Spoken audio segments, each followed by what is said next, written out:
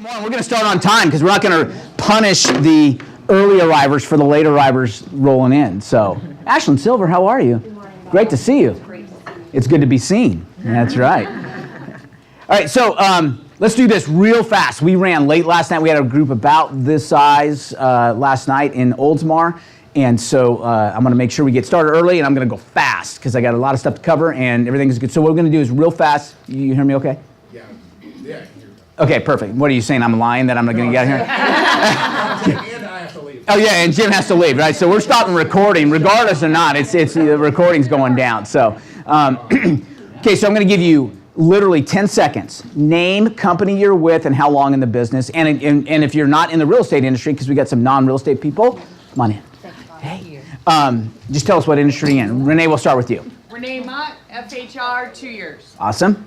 Dylan Mott, Future Home Realty, 1 month. Guys related? I'd say last name. No. Okay, all right, just happenstance. All right, very good. All right, 1 month. All right, we love our new agents, don't we? You know why we love new agents? No bad habits to break, right? We just start fresh. Give me a clean palette, and I can paint away, right? It says, here we go. And plus, you know how we keep new agents excited about real estate? Keep them away from the old agents, exactly. All right? So we're going to put you in a little bubble over here and get you going. Except your mom's an exception to that. She's got this thing figured out, got it going on. So. Shannon Berlin, Future Home, 6 months. Awesome. Shannon, how long have you been with us? 6 months. Okay, and how long have you been in real estate? 6 months. Love those answers. Beautiful, beautiful, beautiful. Got smart early. That's awesome. Nice to meet you, Shannon. Norman Jones, Future Home. I've been licensed for 14 years. I have not been practicing that Awesome. Good deal. Perfect. How long with us? About 3. Okay, perfect. Awesome. Good to meet you. I don't think it's the first time we met, too, right? I believe so. See, look at that. There you go. All right.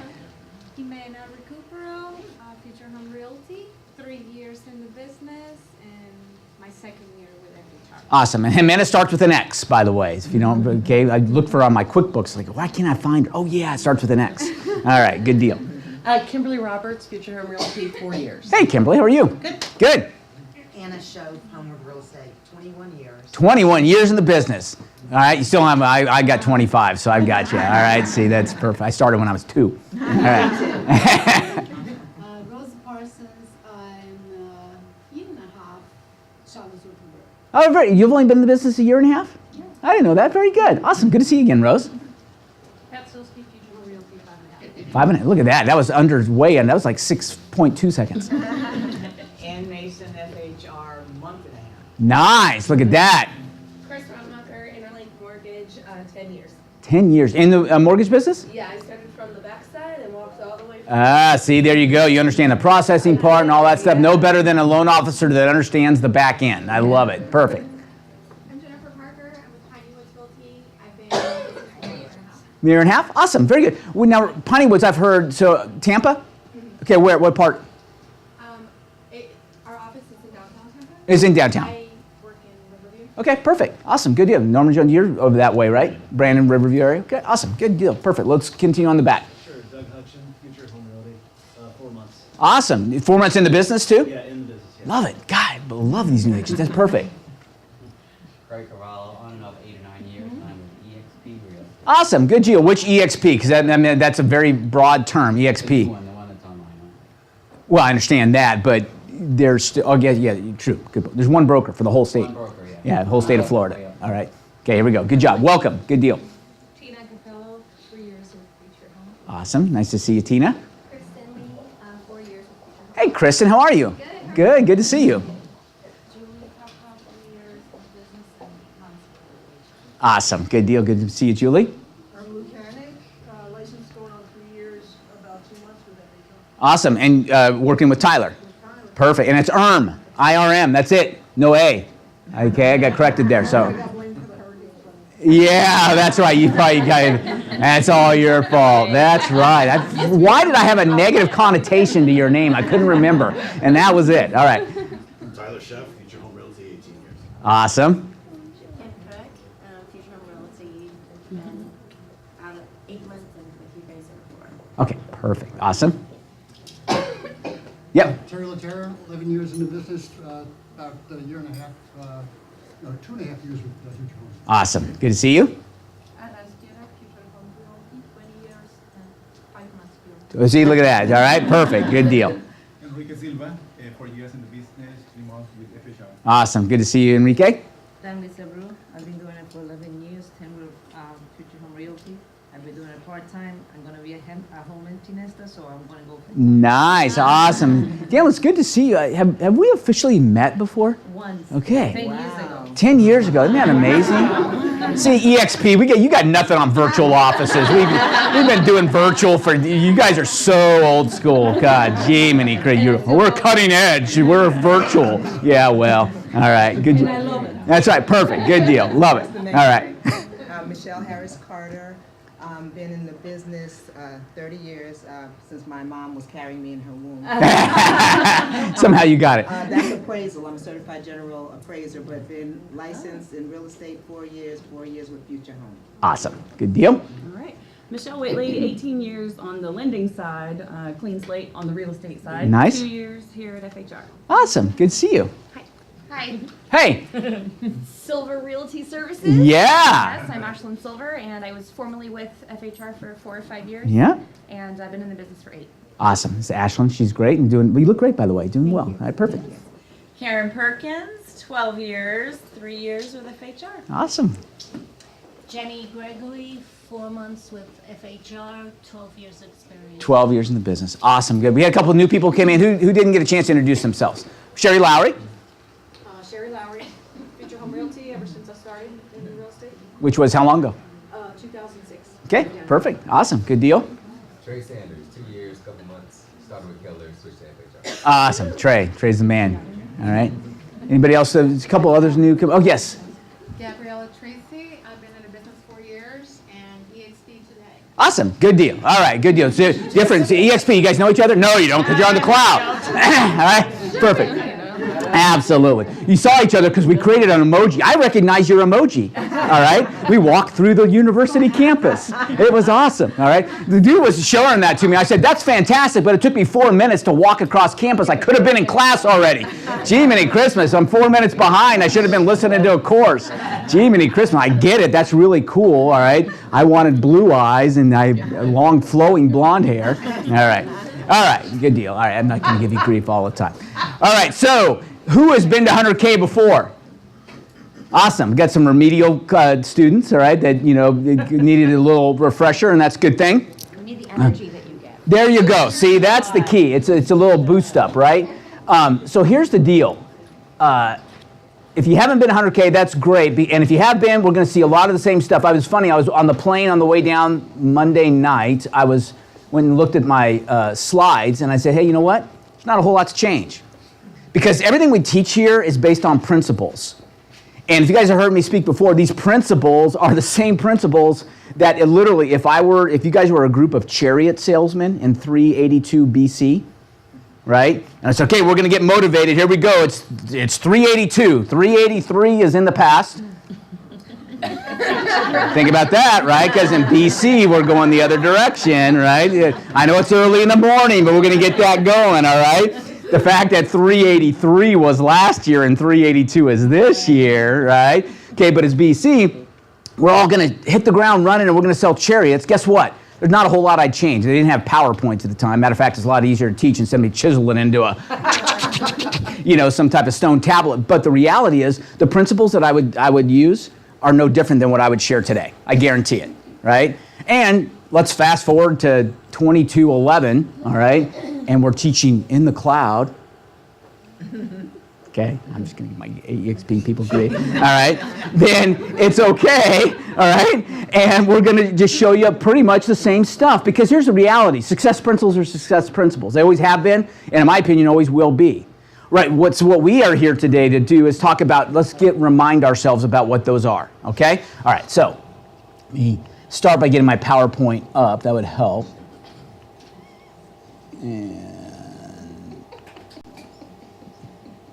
So we're calling this the fall intro. Does it feel like fall outside? No. You didn't want to put your Uggs on? Doesn't. Right? It's like, holy smokes, it's the surface of the sun, right? It's like, holy goodness, right? What's that? In Tennessee. It's pretty hot in Tennessee still right now. We are talking about fall aerating and reseeding our, fescue, all right, which you guys know what that is? Okay, so what you do to your lawns, all right, in the north or in the mid-south, if you want to call it, wherever we are. So we're planning on it. It's coming, all right? The leaves look like they might. By the way, you understand what makes leaves or trees change their leaf color, right? People think it's temperature, right? It's not. It's the length of time that it's having exposure to the sun, right? So that's, I mean, because in the fall we have shorter days, right? Okay, and so people say, oh, it's not cold enough for the leaves to, lose their, or the trees to lose their leaves. It has nothing to do with it. It's where you are in reference to the equator and everything else. So I'm a teacher at heart, so I love this kind of stuff, all right? So you just gotta,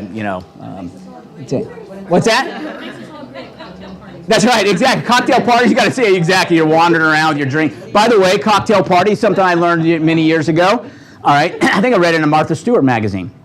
Here, the proper way to hold your everything you need and still mingle at a cocktail. This is important. This is good stuff, right? This is networking, right? So you take your napkin. I don't have a napkin. So you take your napkin and it goes in between these two fingers. All right. So there's a napkin over here. All right. So napkin, cup, and plate. Because you have a small plate, right? You're getting hors d'oeuvres and you have a drink. All right. And so your napkin goes here. All right. Plate goes in between the next two fingers. Now you gotta have some strong fingers, and it also helps you not eat a whole lot because you can't have too heavy of a plate. All right, because you're not gonna be able to handle it. But if I had a plate, that would fit right between there, and then I'd hold my cup. So it's all in one hand. Why is that important? Because I still have to be able to I'm eating hors d'oeuvres, right? Okay, I'm eating hors d'oeuvres. I need to wipe my hand before but now it's flu season. If you guys realize now that it's flu season, I don't shake. All right, so if you come to me, hey, good to meet you, I'm like, yeah, right on. All right, okay, that's just where I am right now because I'm going to stay healthy completely this season. All right, I've made that my commitment. I'm not getting on a plane after October 1st. All right, and so that's good news. And I'm also I've canceled my gym memberships, which is strange for me, right? Because I like to work out, but I got a rowing machine in Nashville and a rowing machine in Windermere. Rowing machines. Have anybody done a rowing machine lately? Those are awesome, man. What's that? Did you already this morning? See, I wasn't in I stayed in a hotel last night, so I couldn't get it. I'll be on it tonight, though, Windermere. I'll be back, and I'll grab it. So I'll get my rowing session in. That's all. Rowing machines are great. Full body work. So swimming, right? Those kind of things. All these kind of things. But at the gyms, I couldn't stay healthy either, right? Because you got a bunch of non-washing hand coughing all over my machine people, right? Exactly. All right? Get it done. That way, so I shake, all right, here, there, and there. How do we get on that? Cocktail party information, useless information like why trees lose their leaves. All right. Okay. And we haven't even started yet. You'll wonder why I ran late last night. All right? Okay, here we go. All right. Okay, so here's the deal. 2008. Anybody in the business in 2008? Different side. Okay, different side. Okay, good. All right. What happened in 2008?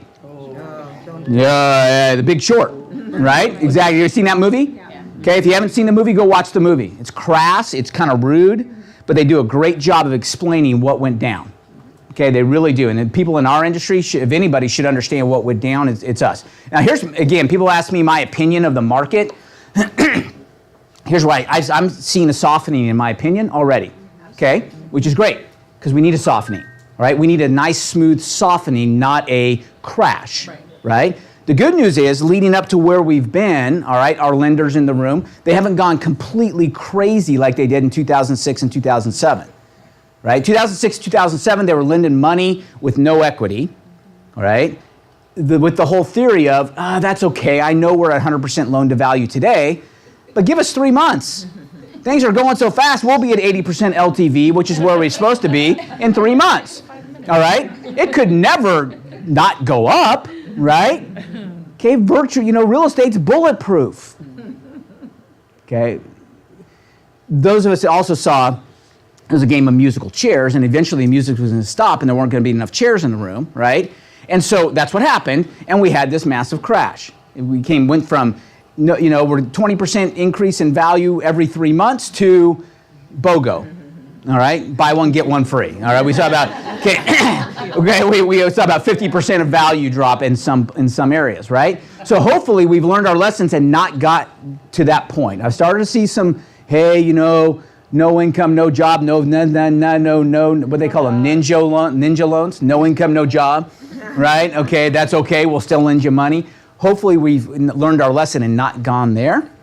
And we're gonna have a little bit of a softening and a smoothing out of that occurring.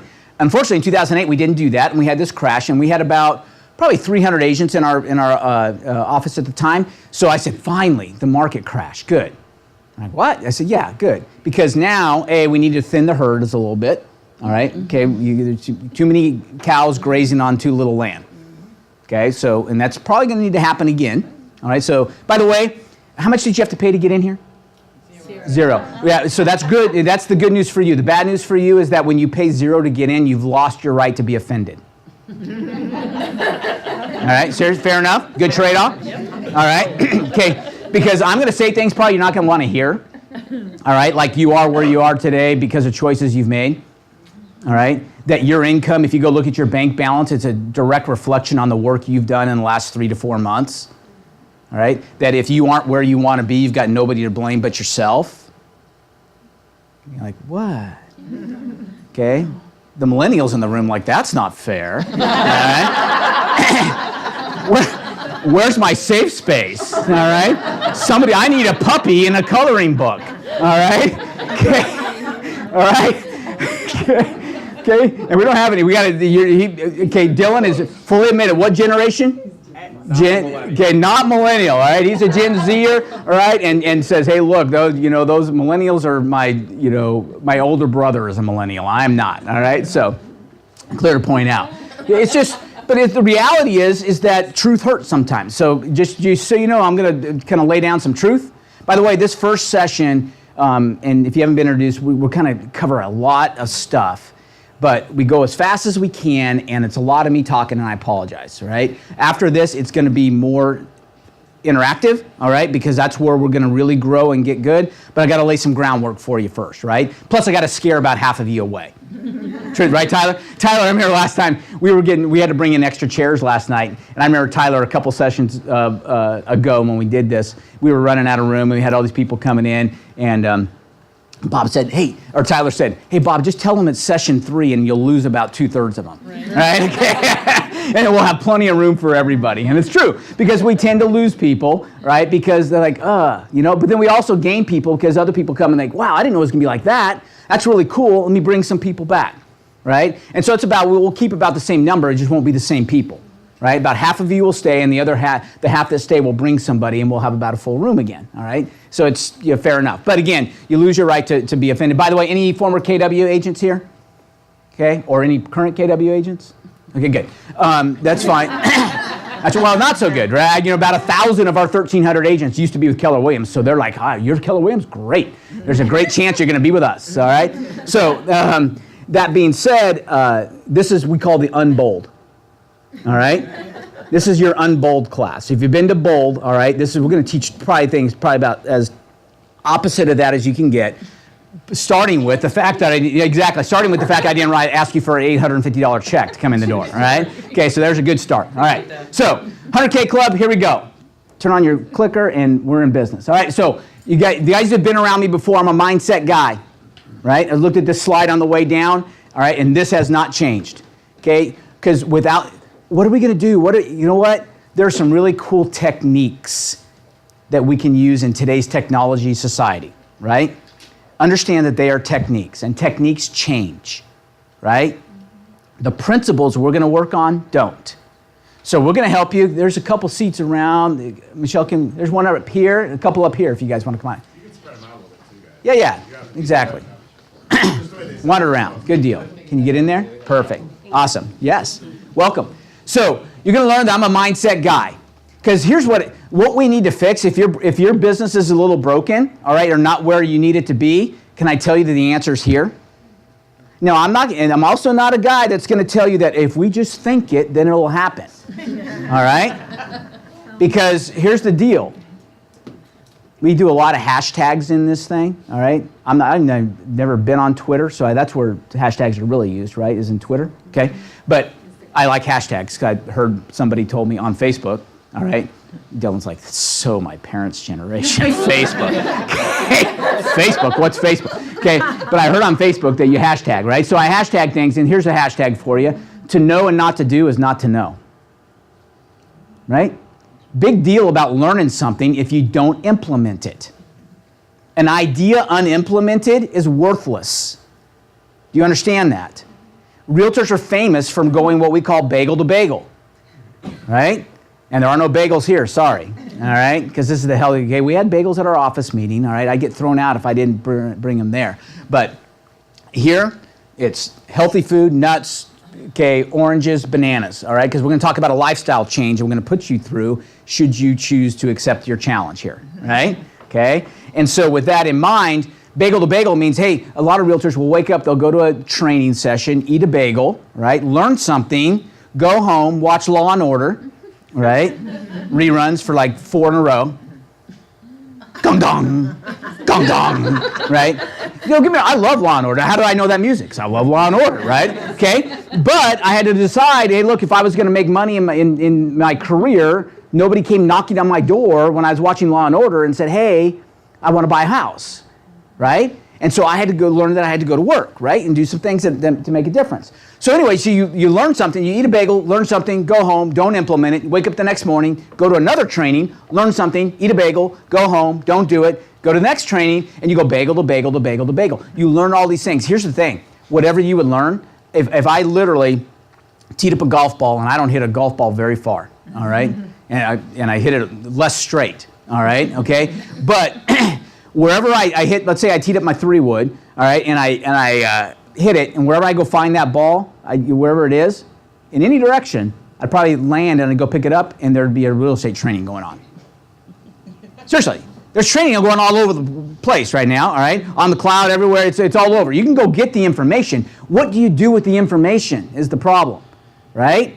We teach a lot of virtual classes, right, in our office, and we do a lot of that stuff. The reason I love this being face-to-face is because we're going to talk about the group dynamic and why this is a little bit different and why it's imperative that you have some people that you are accountable to in order to help you actually implement this time. All right? So we're going to start with the mindset. Here's what it is. Okay? We're going to start with this idea. Business is simple. We way overcomplicate this thing. Okay? Way overcomplicate. Your job is to help people find solutions. End of story. You are not a real estate salesperson. You are a real estate consultant. You understand the difference? Real estate salespeople are going to find a way to get you to sign a contract. Whether you like it or not, this is their house. We've shown 22 homes, right? That's a real estate salesperson. A real estate consultant may say, hey, you know what, Kim, after we've had a discussion here and I've had a chance to really take a look at it and we've had you meet with the lender and everything else, yeah, we could force you and contort you and do all this kind of stuff and you go hopping one-legged in to buy the house, or maybe it's better if we just wait 8 months. You know, if you paid off this and that and got some things, you get a better rate and do some, that's a consultant, right? So many of us are so desperate for our next commission that we're not good consultants, right?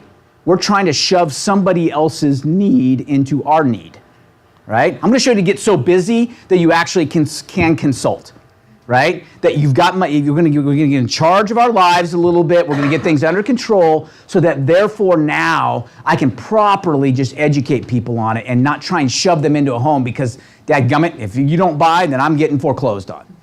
Right? Okay, and seriously, and, you know, we've been there, and I understand it, right?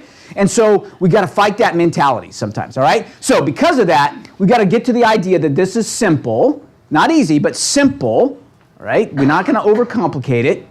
And your answer is every time we talk about that is you're going to say, I got this. So when I say this is simple, I got this. Okay, this all came from my son Samuel. We were talking about my younger son, the one we adopted from Russia. Samuel, when he was in 3rd grade, long division. I was a former high school math teacher. We got this, Samuel. By the way, we did not do this bundling. What is that bull crap that's floating out there, right? Or you start with the divisor and you add whatever number you need until you get to a multiple of 5, and then you start adding multiples of 5 until you get to the dividend. Well, that works when you're dividing 32 into 148 maybe, but What happens when I got 327 into 14,698,000,014 whatever, right? That's a lot of bundling, if you will, okay? I said, how about this? What if we teach you the system that worked every time? Okay, every time, no matter what number, all right? So anyway, we get this down, Samuel, all right? Got it, Dad, boom, boom. I laid out 10 questions for him. We figured it out. There's a chair right here, or come on in. How are you? Hi. Good. Welcome. That's all right. So we got it all down, all right? We'd go to bed. He'd knock out 10 of them. Boom, boom, boom, boom. Go to bed, all right? Tuck him in, pray. Here we go. Great night. All right, wake up the next morning. Hey, Sam, before we go to school, let's just knock out 2 more. Just make sure it's fresh. Like, what in the world? Did somebody suck your brain while you slept or what? Jiminy Christ. I mean, we just had this last night, right? And what the reality was is that he knew it. He just panicked, right? Okay? So we started here, and we added something else to him. He had to repeat to me, I'm smart. This is simple. I got this. I had to free his mind to allow him to know that he has this, right? That's the thing I want to do for you. You're smart. Everybody knows what to do, right?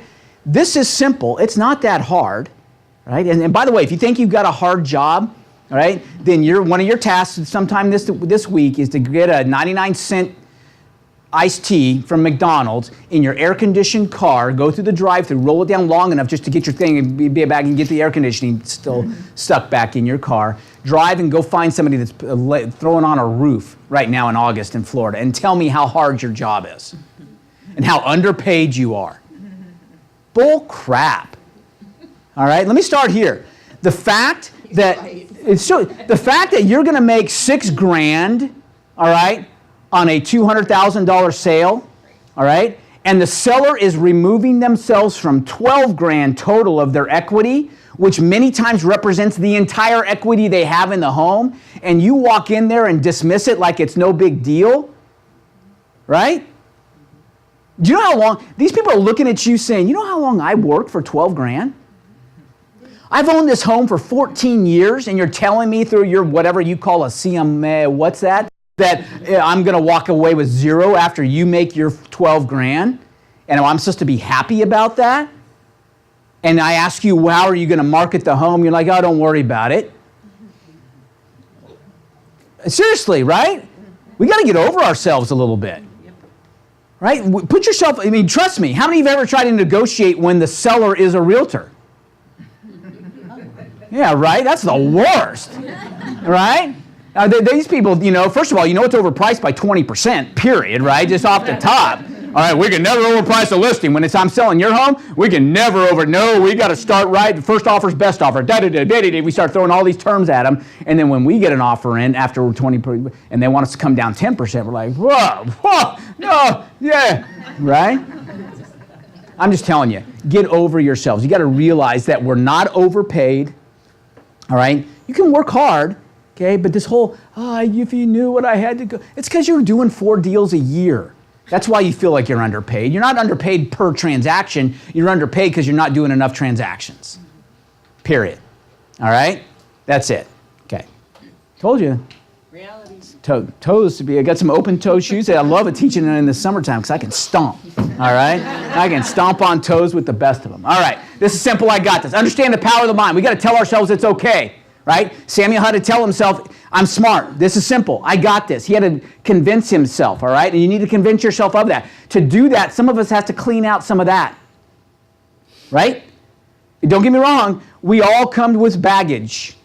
Right? Those of you who've been here before, you understand. My dad, great guy. My parents were wonderful people, all right? They never left any type of financial legacy for me, but then from where they came from, they did a great job. But I will tell you this. One of the legacies he did leave with me was he had a plaque on his desk that said, if everything seems to be going right, you've obviously overlooked something.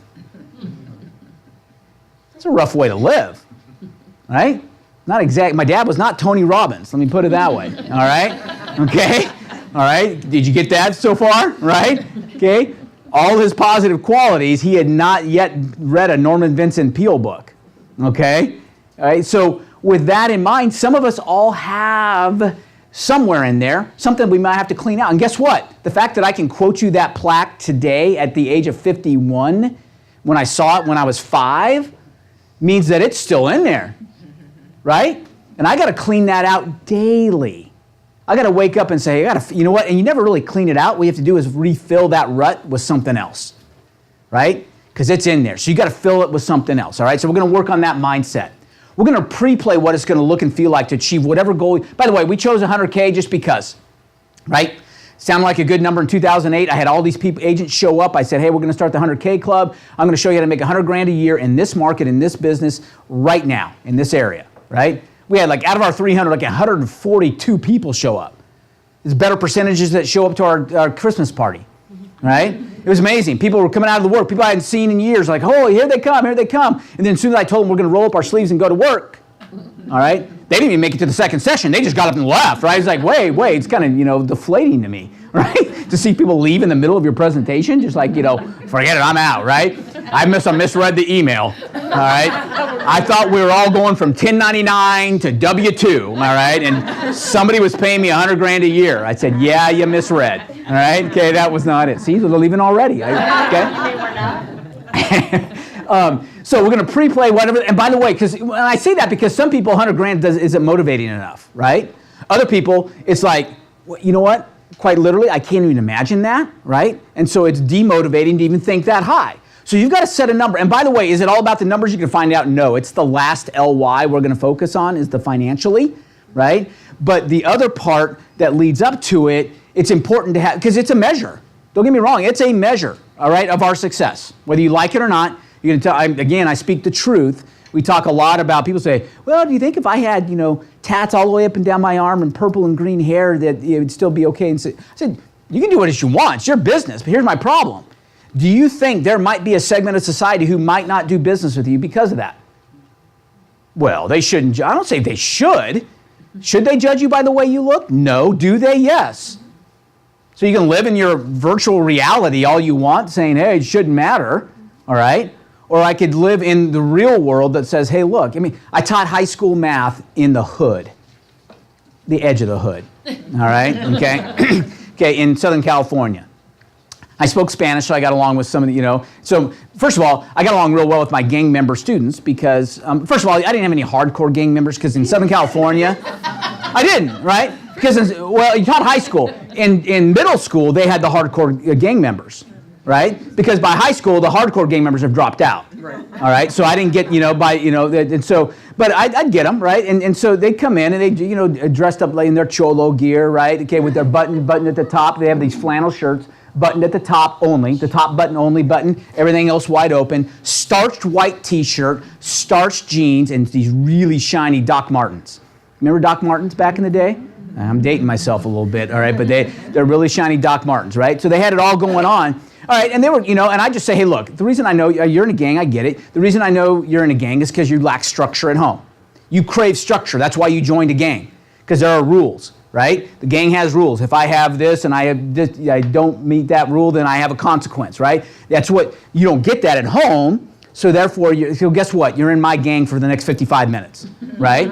So here we go, and it's called the, basic math gang, all right? Because we're going to teach you 5th grade math in 10th grade. Ready? Okay, here we go. And so we would do that, but they have responded well to me because they respected the fact that I saw where they were coming from. Yet, they would come to me and say, hey, they didn't call me Mr. McDougal because they couldn't pronounce that name, Mr. McD, right? Okay, and it wasn't because of language, all of them, okay? They all called me, it was just easier to shorten it, Mr. McD. Hey, Mr. McD, man, you get us, you're okay with us, and I said, well, I get you because I, make you toe the line, but that's fine. And they said, yeah, but the vice principals, the assistant principals, man, they like totally judge us just by our appearance. I said, come here. I bring him up. I said, look at you. What? I said, you want to be judged by your appearance. I said, no, it's not right. I said, yes, you do. You want to stand out. There's nothing wrong with it if you want to stand out, but if you're going to take that stance, then be prepared to deal with the consequences of that stance. You walk around with your boxers hanging out and everything else, be prepared for people to judge you based upon that. By that same token, and again, is it society shouldn't be that. We should be this blind, colorblind. I love the coexist bumper stickers. Yeah, well, that's great. Well, somebody needs to tell the jihadists, all right, okay, that we all need to coexist as well, all right? There's two-way street here, all right? That being said, we can't live in a false reality, all right? Because if you are, you're wasting your time. By the way, if you're going to learn and not do, then don't come back next time. Because you're wasting your time. Go do something else. At least find a training with a bagel, right? Okay? At least you can get some carbs, some of those other trainings. Holy smokes. Can't even get a carb. Can a guy get a carb around here? All right? Yeah. Anyway, we're going to pre-pray what it's going to look and feel like to get what we're going to do. All right? Got to be honest about where we are. Okay? Here's where I bring my illustration about MapQuest. Okay, so if I pulled up MapQuest or whatever, iMaps or whatever on my phone, right? And so, all right, I want to map to the Tampa airport, right? And if I didn't have my locator on, okay, on my phone, what's the next question? So great, I know your goal. You want to get to the airport. The next question is, where are you starting? Right? Okay, got to start. Now, if I lied to them and said, oh, I'm starting in Lutz, right? Am I going to get an accurate map from here to the airport when I lied about where I started? No, right? Many times we do that. We pretend that we're further along the journey than we really are. We all have the good goal. We want to be there, but we're not honest about where we're starting. So no one who's helping us guide us, whether it be an app or a coach or whatever that might look like, can give you an accurate map unless you are honest about your starting position. Fair enough? Right? And so many times, we're going to talk here, if you're taking any notes, take this. We're going to work on 4 LYs. We call them LYs because these words all end in LY, okay? And then it's going to lead us to our 5th LY, all right? So here's what we're going to work on. We're going to work on ourselves spiritually. Did I just say that? In a public setting? All right? Okay, and yeah, can I get an amen and a hanky wave, please? All right, okay, there you go. All right, okay, there's the hanky. All right, so we're going to work on ourselves spiritually, emotionally, intellectually, physically, and when we take care of those 4, okay, let's get them again. Okay, spiritually, emotionally, intellectually, physically, when we take care of those, we are going to grow and experience success financially. Okay? That's where it comes. But it takes growth in these areas. And we got to be honest about where we're starting in those areas. Okay? Now again, you're going to see, I am not here. I wear my faith on my sleeve. That's okay. But I'm not here where there's no altar call at the end. Okay? I'm not here to proselytize you. I speak to big enough groups to understand that I'm coming talking to a group of people that come from every aspect from, hey, I'm totally get it, to, you know what? Seen way too much at church. And well, don't mistake church for spiritual. Okay? Because churches are filled with? Well, yeah, there. Some of them. Okay? People, flawed people. All right, okay, that's all right. I wouldn't say filled with. There are some, right? Okay? But it's true, right? There are broken people, but here's my answer to that, right? Not that we should be, putting them up as leaders, right? But when you go to the hospital, are you surprised when they're sick people? No. All right, so where do sick people need? Right? They need places like a church. Now, I get it. We don't need to put them in positions of leadership where they can, where are young or exposed and they're vulnerable, right? I get all that. But that being said, realize, you guys understand, I read a lot, and one of the things I read is the Bible. If you haven't read through the Bible, you need to do that, okay? But in the Bible, I just got it on audio so I can listen to it while I wrote, all right? And I'm on Genesis 20. You know what? You don't need any of these salacious binge-watching things on Netflix. Read the Bible. Jiminy Christmas, man. Abraham telling the dude that, hey, that's not my wife, that's my sister. Yeah, and he's going, and all these plagues are coming down. It's like, what the heck? And he's like, because you're sleeping with Abraham's wife. And God, he's like, what? He told me he's a sister. What are you doing? Right? And what? And then Jacob, and there were 4 people on earth. 4. Okay? Adam, Eve, Cain, Abel. 4, and we had a murder. Right? Murder rate's at 25%. All right? And that's family. Okay? Right, and that's family, right, which is very often what happens, right?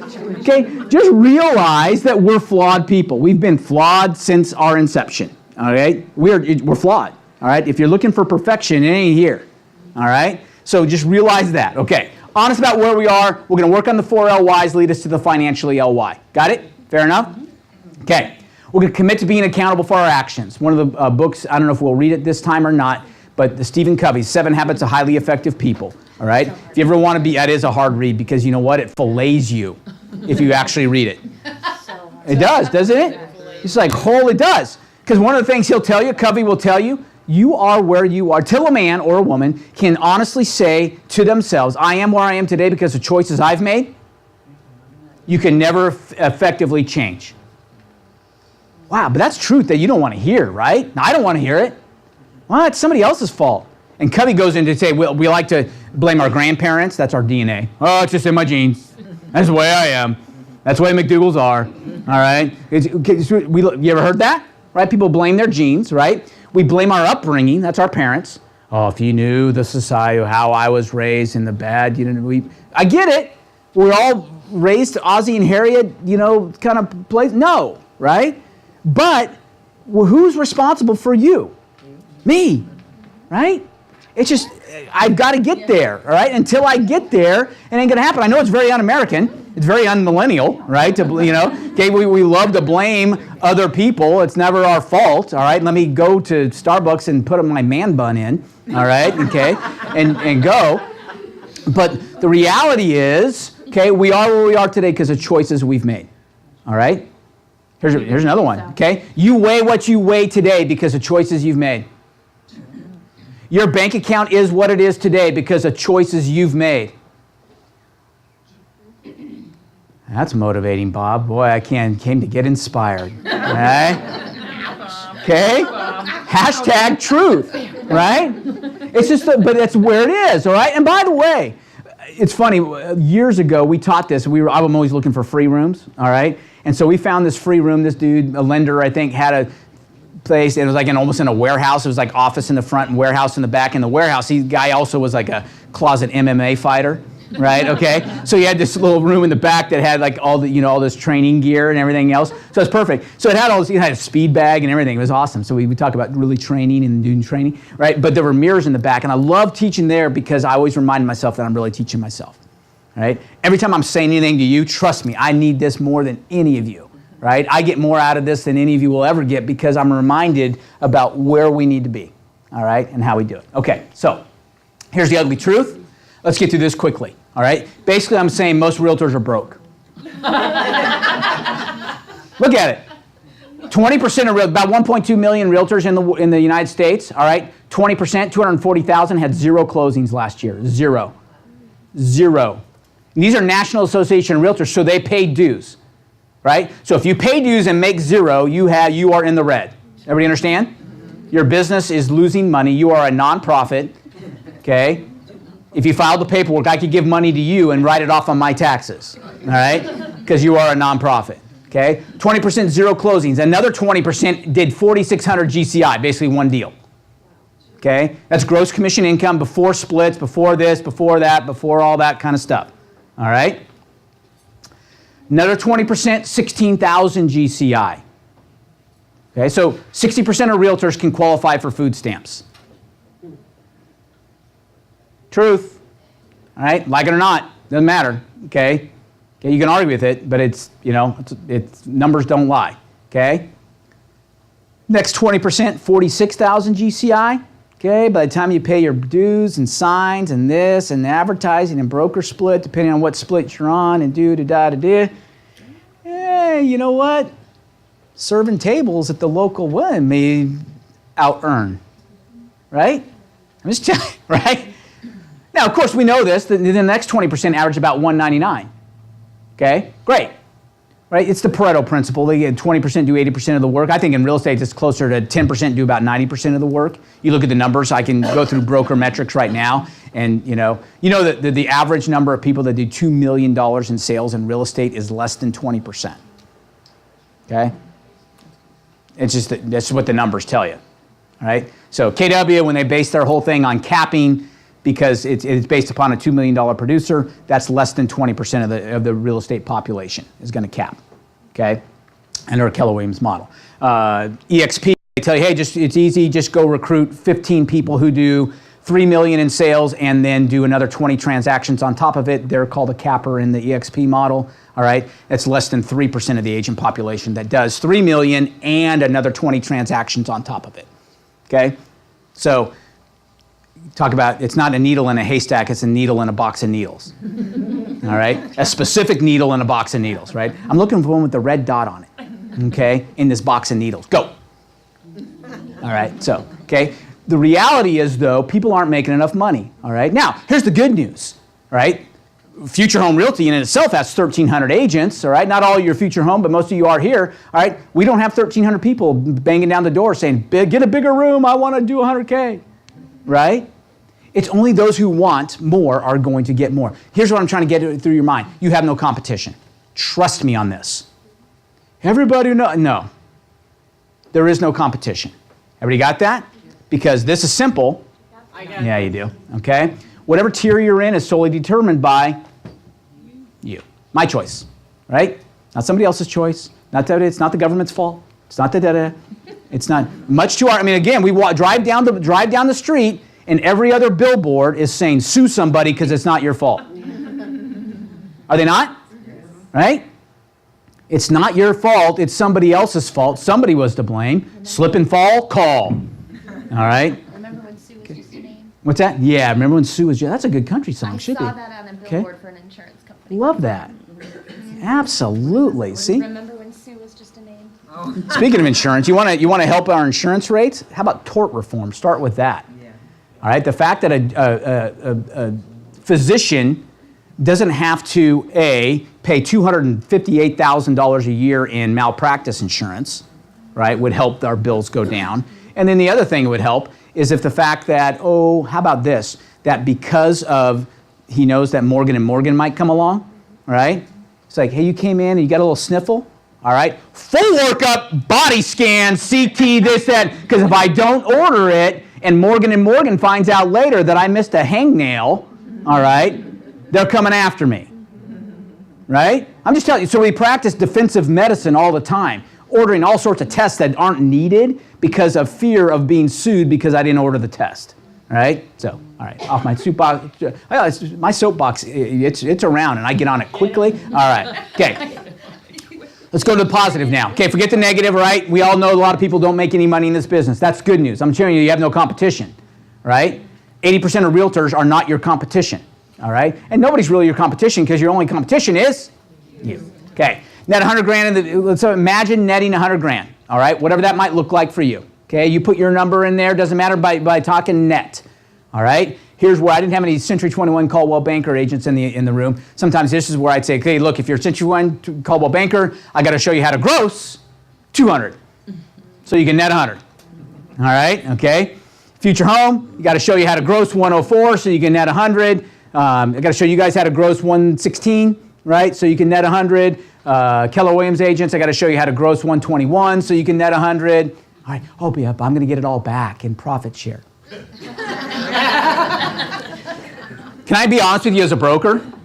Okay, most brokers won't be this honest with you. Do you know how a brokerage makes money? They take it from the agents. Right? So anybody who gives you back money is only giving you back a smaller portion of what they have first taken. Do you understand that? Right? It's like, I got a tax return. Good on you. All right? That's great. It's your money that you gave them, and you're getting a portion back, and you think they're the greatest people in the world. Thank you for giving my money back. All right? Jeez, I can't believe it, right? Okay, by the way, if you pay late, they charge you interest and penalties, and when they pay you back a year later on your overpayment, they pay you 0 interest and 0 penalty. Okay? Talk to a financial planner about that one. All right. Okay? How about this? Enjoying the real estate business. Quit dreading it. If you're going to dread this business, get out. Right? If you don't enjoy what you're doing, leave. Right? We need to thin the herds anyway, like we said. Right? Yeah, so many people you walk around and just rude, crude, sourpuss, weaned on pickle juice, kind of, it's like, Jiminy Christmas, man. Holy smokes, put a smile on your face and enjoy. If you don't enjoy what you're doing, go do something else. All right? I just hate people. Well, it's probably a bad business. Right? Okay? Right? And there are, right? A lot of them are REO listing agents. Yeah. Right? Okay? Like, holy smoke. But know that going in. They don't want to see people. Right? They'd rather just sit in their office, have one email for their incoming listings and one email for their incoming offers. Right? And they would rather never deal with people. We're going to talk about that later, how we're going to parlay that into an advantage for us. Okay? All right? Enjoy working with people you want. I'm going to show you how to get so busy you can choose who you work with. There are people right now that you're working with that you enjoy and other people that you're working with that you endure. Right? I'm going to show you to get so busy that you can get rid of the endures. Right? Get rid of them, only work with the enjoys. How's that feel? Okay? Sounds good. All right? Not buying it yet, Bob, all right? Because you don't know my financial situation. Well, you are where you are today. All right. How about this? Control the transaction versus the transaction controlling you. Get in charge. Get organized. I'm going to help you get organized. Okay, if you're not organized, trust me on this. You are not eliciting positive feelings in your clients. If I'm your client and we meet at the house and I'm thinking about making an offer and I just happen to glance in your car, it looks like a bomb blew up in there. Seriously, right? I'm like, and I'm going to hand a $5,000 escrow check to her? What are the chances of not getting mixed with the chicken nuggets line at the bottom? Right? Okay, are you with me? Right? You got if you aren't going to present yourself as a professional, and by the way, Florida's great. Do we have a lot of latitude in how we can be professional around here? Yes. Professional means I have a crease in my shorts, right? Okay? That's professional in Florida, which is awesome, right? We have a lot of latitude of what professional can mean, right? But it's not only our dress, but it's our attitude, right? And if you're going to be organized and feel like you got things, and if you're running around with your hair on fire, you are not giving your clients that sense of calm that they're looking for. They're hiring you to take that hair fire stuff off their hands, okay? Because quite frankly, they could do it themselves, right? Which leads us to the point of we're glad that there are issues in real estate, right? Because if there were no issues in real estate, why would they need us? You understand that, right? 6% is a lot of jack. We talked about that already. And if you're just dismissive about, hey, look, no big deal, all right, and all of a sudden you complain because the appraisal didn't come in, solve it, okay? Well, you go running around freaking out and your client's like, if you're freaking out, right? Okay? What'd I hire you for? Okay? If you can't navigate through this minefield, then why am I even involving you? If I got to do it all myself anyway, I may as well just save the 6%. And they're right. Are they not? Yeah, they are. Okay? So thank God for problems. That's our chance to shine, right? It's a chance to get it done. How about this? Control your finances. How about for once in your life, get to the point where you can read a menu left to right? Think about that. I've been in places stages in my career and in my life where I've had to read a menu right to left. What does that mean? Yeah, what are you hungry for? That. It's like, you don't even like Brussels sprouts. I do tonight. All right? Okay? It's what I want. Why? It's on $4.99. All right? That's what I decide I'm hungry for. Boy, I feel like that. All right? Okay? How about this? Get to the point where you can just eat, you know what I mean? Eat where you want to eat and do it and not worry. I'm hungry for this, and it doesn't matter what the right column says. Okay? Don't keep an eye on that stuff? Yeah. All right? Get there. All right. Once your life being true to our priorities, we're actually going to say what's your priority? God and family and my civic duty and my nonprofit work and at the bottom comes vocation. And then I look at your calendar and it's exactly flipped upside down. Right? You're putting all your time in your vocation. There's nothing wrong with that. You got to make a living. But then all of a sudden, God and family and all those things that you say are your priority get in a short shrift. Right?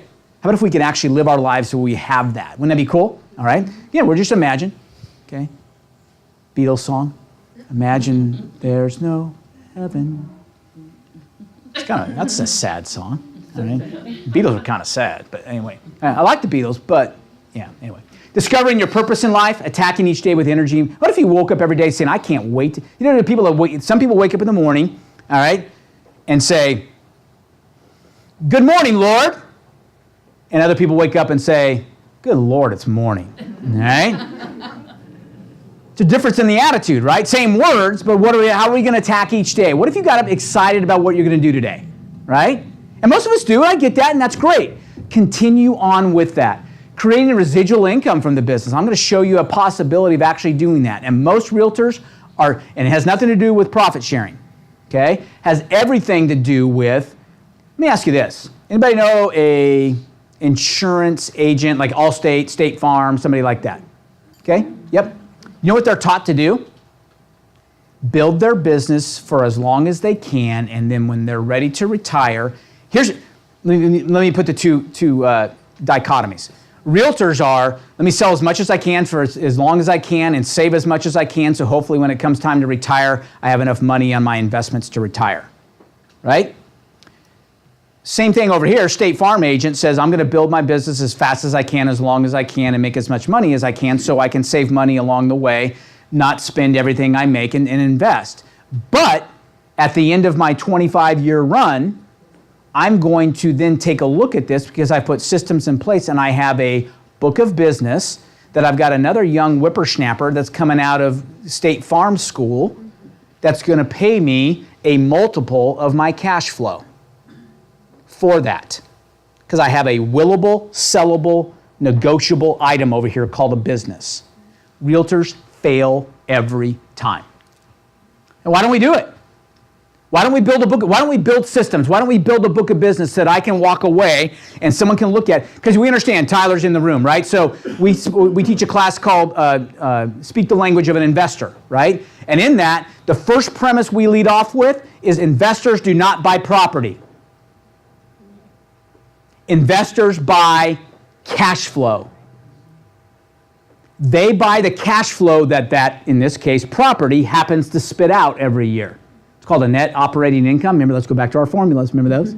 Okay. IRF triangle and all those things. Remember, you guys getting goosebumps? Excited or getting heat rashes? All right. Okay. One of the two. All right. You get one of the two. All right. But one of the things happen. But you're getting that excited. But I'm just telling you, that's what, and the same thing, if somebody was going to buy my business, would they be buying Future Home Realty? No. They'd say, okay, what's your net operating income?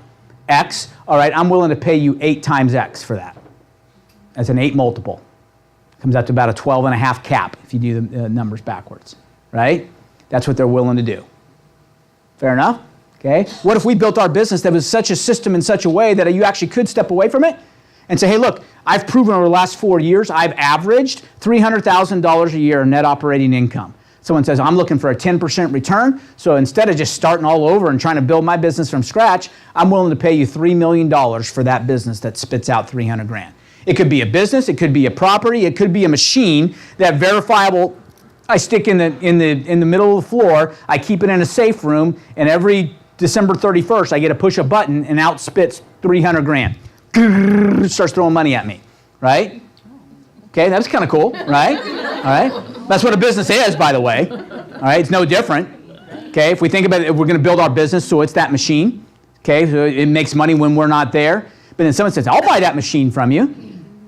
Well, why are you willing to pay me? Well, how much does it make? 300 grand every year, like clockwork. Okay? Here's the numbers to prove it. Ba-da-da-da-da. Okay, I'll give you $3 million for it because I'm looking for a 10% return on my money. Do the math. It's there. Okay? So with that in mind, what if we could build our... Now again, let's go back to Covey. One of Covey's habits is start with the end in mind. Right? We can't build our business to that end unless we have the end in mind.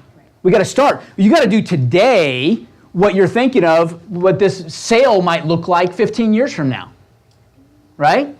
So if you don't, okay, you've got to start with a clear picture there too. Cool? Are you with me? All right? All sorts of good things we can teach. All right, this is simple. Yeah, you do. Okay? All right, sounds great, Bob. All that stuff, making 100 grand, da-da-da, we're enjoying the business. You don't know my life.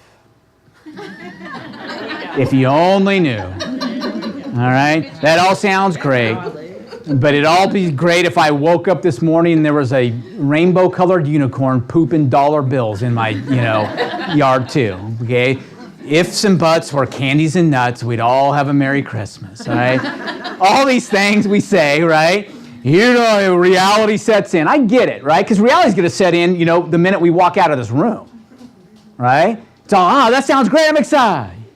You check your first email, oh, God, right? You know what, I used to get frustrated by my email too, right? I memorize Proverbs, I read a Proverbs every day.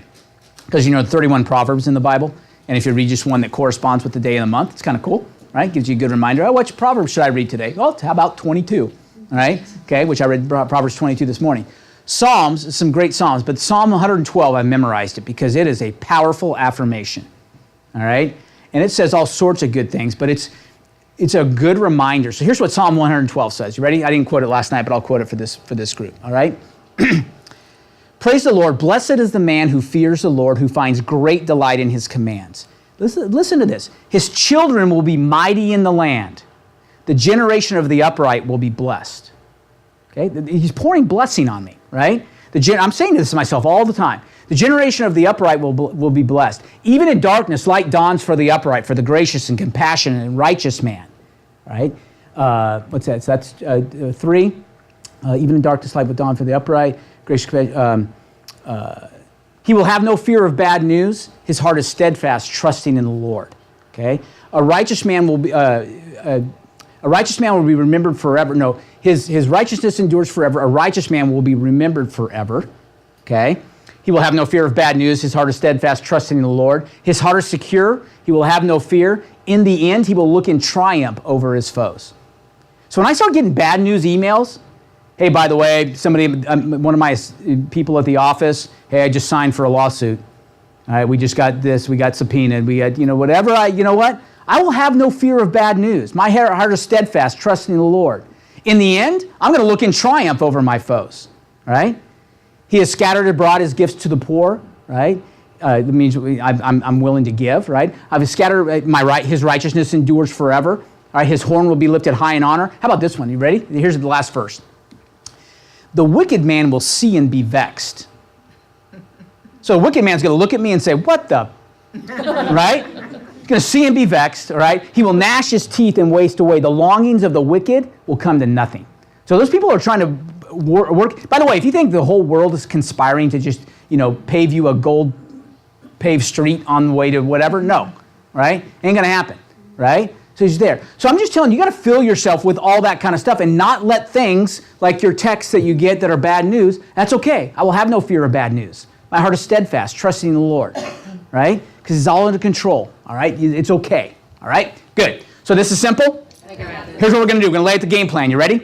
We're going to study those who are doing it. We're going to cheat. Everybody, I'm the best teacher in the world. I'm giving you permission to cheat, right? We're going to cheat, and cheat again. What does that mean? We're going to copy other people. Why would we reinvent the wheel? I told you none of this is new. These are all principles that were developed back in, since the dawn of time. So why not learn from other people that have done it? Okay? That's what we're going to do. We're going to cheat. We're going to learn from others in the room. We're going to cheat from each other. Not only those who have gone before us, but others in the room, because there's synergy in the room. When things start to happen, it's exciting. And that's why we love the group dynamic, right? You start to say, hey, look, well, that's cool. Here we go. We're going to submit to the law of the harvest, one of my favorite laws. Okay? You can argue with it all day long. You can argue with the law of gravity if you like as well. Good luck with that one, right? Here's the law of the harvest. If I sow, I will reap. Period. Here's the bad news about the law of harvest. If I don't sow, ain't no reaping happening.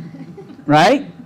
Okay? Read Proverbs. Trust me. There was one just on the 20th. It basically said, none of this is new. It says, what does it say? Hey, look, so the man does no work in the spring and expects a harvest in the fall. Only a fool does that. Truth in the Bible, by the way, too. Proverbs calls you a fool a lot. All right? Okay? Foolish is the man who is like, I did that. Okay? Foolish is the man fill in the blank. I did that yesterday too. Right? Okay? It's like, holy smokes, I need to read these ahead of time. Right? Okay? I'm going to cheat. Maybe I'm like a day behind. I'm going to read a day ahead instead of that 20. Maybe I can save myself for some grief. All right? Okay. The Little Red Hen. You guys ever read that book to your kids? Yes. Who will help me plant the seed? Asked the hen. Not I, meowed the cat. Not I, mooed the cow. Not I, barked the dog. Right? They're all too lazy, sleeping in the shade and everything else. Little red hen goes out and plants a seed, hoes the field, waters it, fertilizes, grows it, picks the flour, grinds it, bakes bread. Right? Little red hen comes rolling out with fresh baked bread. You ever smell fresh baked bread? That's what I'm talking about, right? Okay, right? You're like, okay, carb schmarb, I don't care. You know what? Here we go, bring it on, all right? Gluten whatever, paleo this, buddy, all right? Okay, we're having some fresh baked bread right now, some hot slathered, hashtag paleo this, all right? Okay. Well, what is a little red hen? Who will eat me eat the bread? I will, bark the dog. I will, mooed the cow. I will, meow the cat. Okay, little red hen says, bread is for those who are willing to do the work. Right? And so what the little red hen is teaching us is that who wants the commission today? I do, bark the realtor. Right? Okay? Okay? Beg the realtor. Yeah, exactly. Thank you very much. Okay? Better. Beg the realtor. I do, And the commission says, commissions are only for those who are willing to work 2 months ago, right? And so that's the reality, is that we've got to agree to submit to this law of the harvest. By the way, as soon as you come out with bread, all right, trust me, I grew up and then I got to my point. As soon as I started coming out with bread, all right, who will help me eat the bread? I will, barked my sister, all right? I will, meowed my third cousin twice removed that I never even knew existed, but found me on Facebook and thought I might have some money and now has a problem. All right? Okay? I'm telling you, you're going to learn. All right? You know who I take care of? My family. Okay, there's a difference in my family and my relatives. Can I tell you my family? I'll introduce you to my family. Okay? I'm Bob. All right? Jeanette. And Jeanette is my? Thank you very much. Okay, I'm not allowed to use that word. Okay, that's because she's defined by much more in life than being my. Yeah. Okay, so she's Jeanette. All right, and then we have Joseph, my oldest son. All right, who's about 15, going to turn 16 in December. Okay, isn't that amazing? All right, jeez, it's like what in the world? Samuel. All right, the little guy that we adopted from Russia I told you about earlier. Okay, who's 11, turning 12 in October. All right. Some of you guys were at the office meeting. I Skyped in to an office meeting from Moscow, like the day after I picked up Samuel, all right, to our office meeting. And some of you were in that room at the time. It's like, it's been 9 years. Isn't that amazing? Okay. So, and then Trixie. Okay. Trixie's a dog. All right, exactly. So Trixie's our full-bred collie. She's great and she's wonderful, okay? But that's my family, all right? That's who I'm responsible for. I'm telling you, you're not going to like it. It's harsh, all right? So when my sister says, hey, Bob, I say, you have a garage sale. I've done them.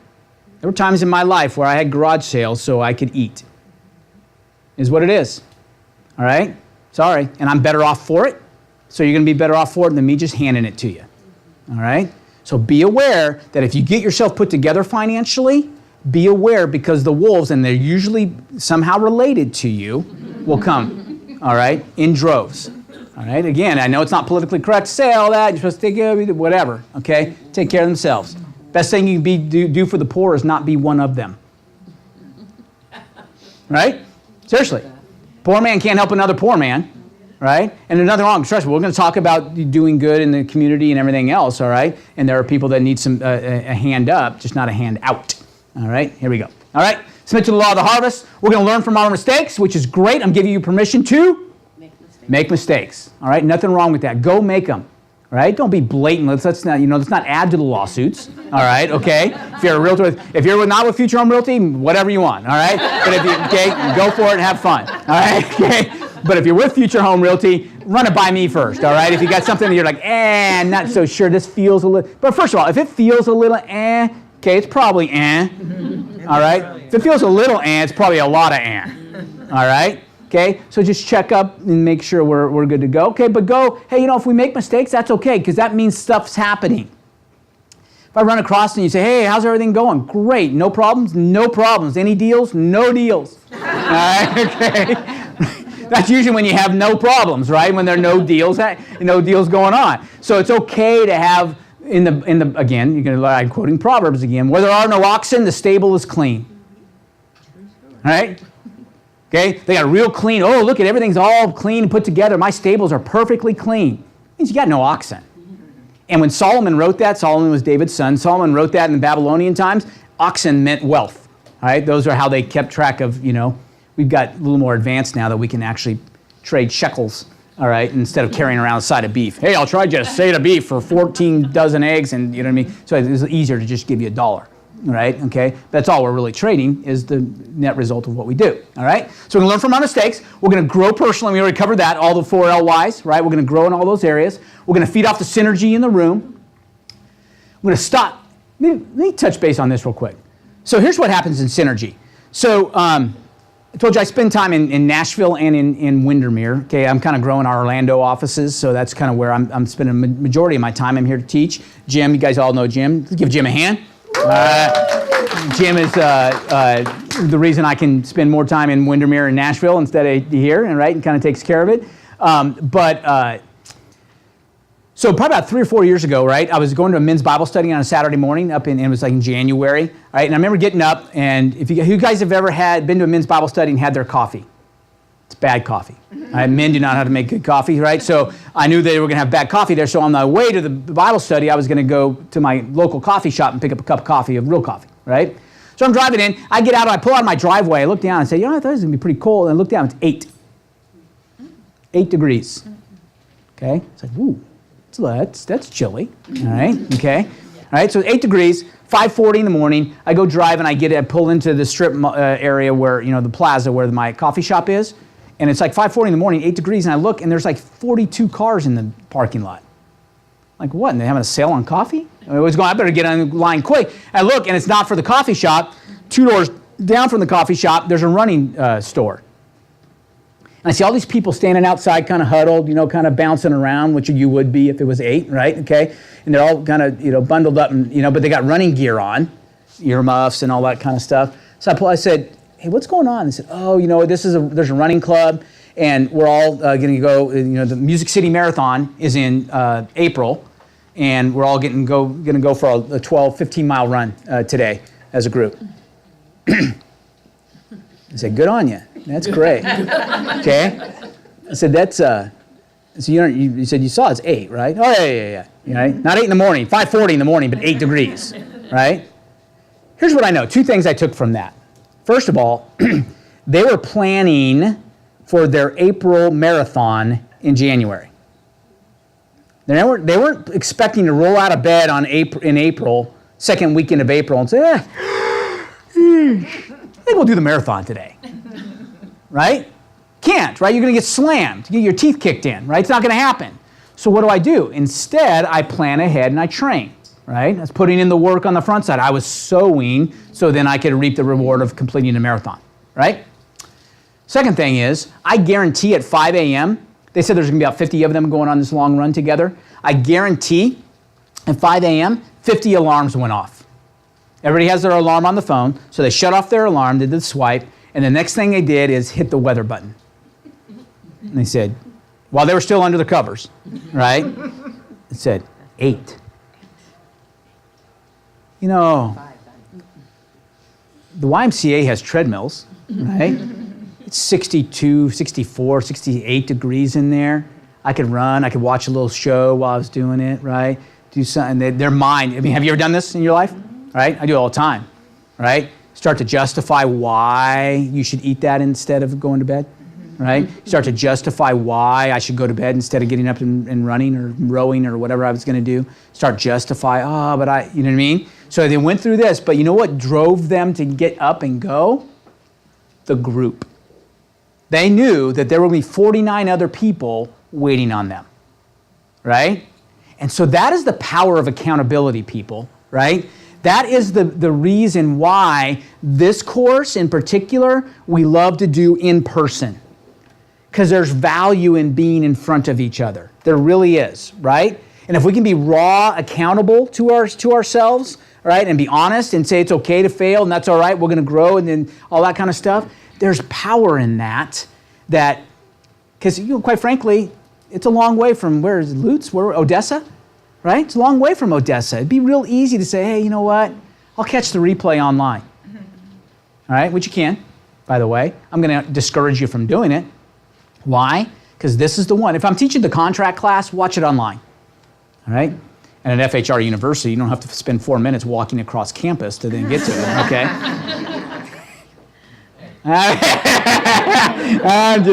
I'm digging your technology. All right, good deal. All right, so stop accepting your lame excuses too, all right? You all give them. Well, I do, all right? Again, me in the mirror. Stop accepting your lame excuses, okay? I do it all the time, all right? I justify anything, right? I know I'm supposed to drink 64 ounces of water a day. I know I'm not supposed to have a Dr. Pepper, but my tongue just leads me to the Dr. Pepper, right? I couldn't help it. And that started with us talking about the Bible, started way back too. Adam, it was my fault. She threw the apple and force-fed me, right? Okay? We blame people early, right? Okay? It's gone on forever, right? It's the way it is. Live in accountability, we talked about. Turn off the television. There's nothing good on there, right? Turn it off. I'm telling you. I used to watch a little bit of television. I would allow myself to watch some television while I was on the treadmill or elliptical or something like that. And I get off, and I'm supposed to be feeling better because I just got a nice, good sweat going and everything else. But as I get off, I say, you know what?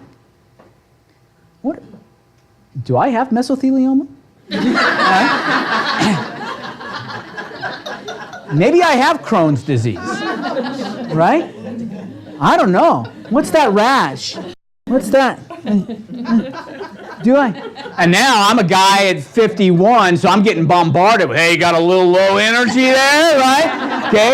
It's like, well, if I hear it enough, maybe I will. Jeez, I got a la, right?